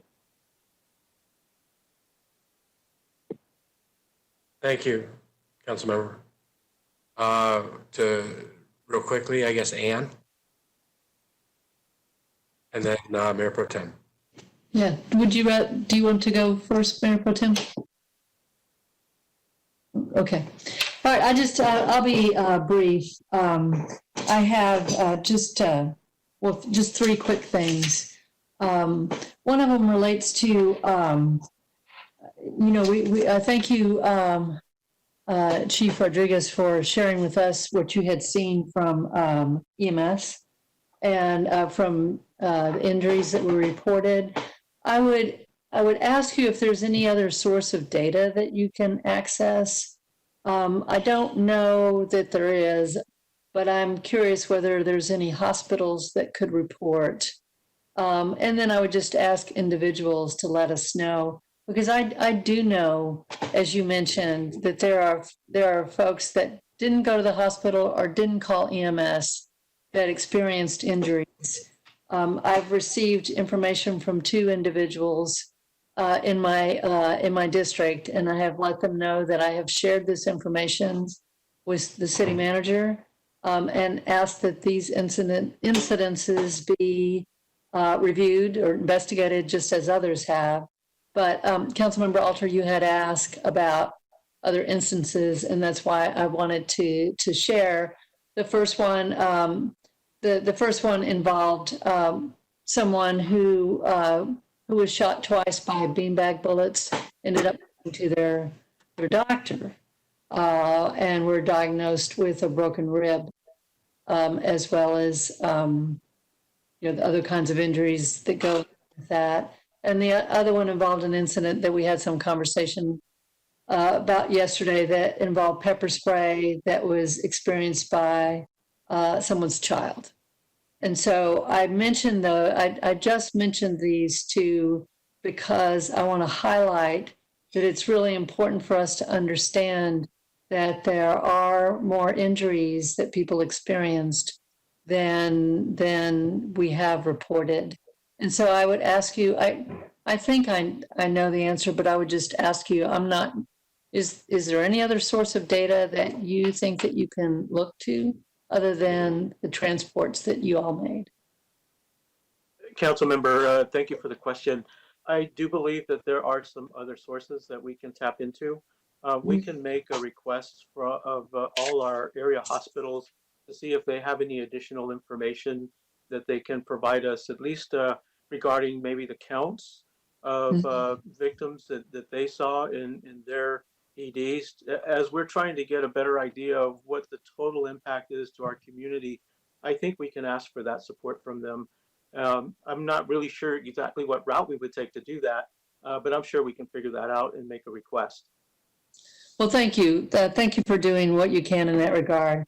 And City Manager, I would ask you to look into, explore, and let us know what the city can do with regard to the impact both on the individuals and on the businesses that we've heard from. We've been talking about the injuries. There's so much that's related to that, and there's a cost too for individuals in terms of their medical care. So, and there are costs to businesses from what was experienced in terms of the illegal activities that occurred with the looting and that sort of thing. So I don't expect you all to answer that right now, but I would like, City Manager, I would like a report to us or information to us about what the city can do to help the impact that we have seen on these people. So if you would follow up on that. Sounds good. And then finally, I want to echo what others have said and the way in which Councilmember Tovo asked for it, and that is an operational plan for transformation. I really, really think that it is absolutely necessary in addition to addressing what happened, is to have a very clear path forward. And I like the way that Councilmember Tovo mentioned it, so I won't repeat all that she said. But City Manager, I think that's your responsibility to make sure that happens, and in a way that that we, as a council and as a community, in a way that we can talk through. So, so thank you. That's all I have, Mayor. Okay. Mayor Pro Tem, you were going to end this? Mayor, if the Mayor Pro Tem wants to end, maybe. I don't want to end, but so anybody else can go after me.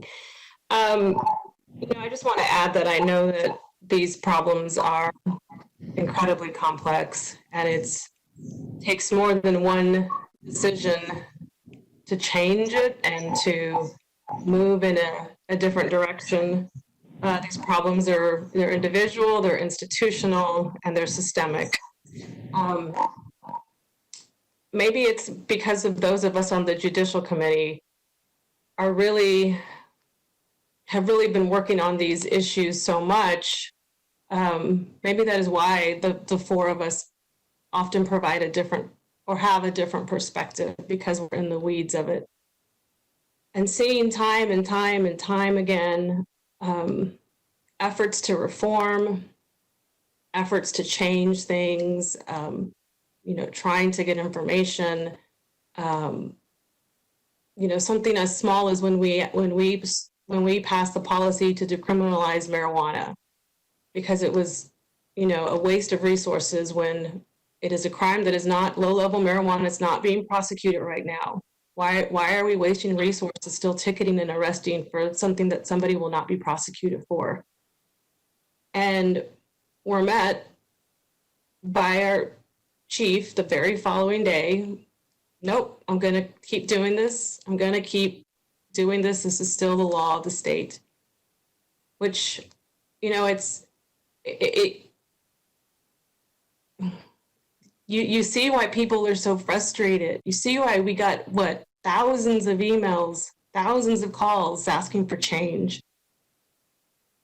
And it is because of that I have to join my colleagues who have asked the chief to reconsider your role in this organization, including asking for your honorable resignation.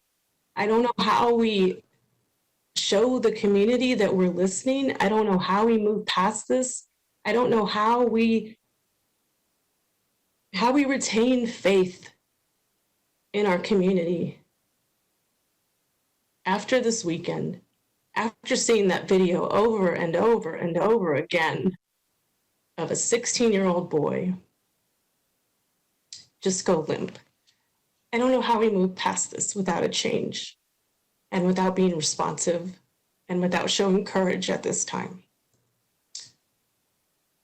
So I hope we can, in the most peaceful way possible. I pray for our community. I plan to be there on Sunday at HT and in the most careful way possible, because we are still in a pandemic and we need to be careful. That's all I had here.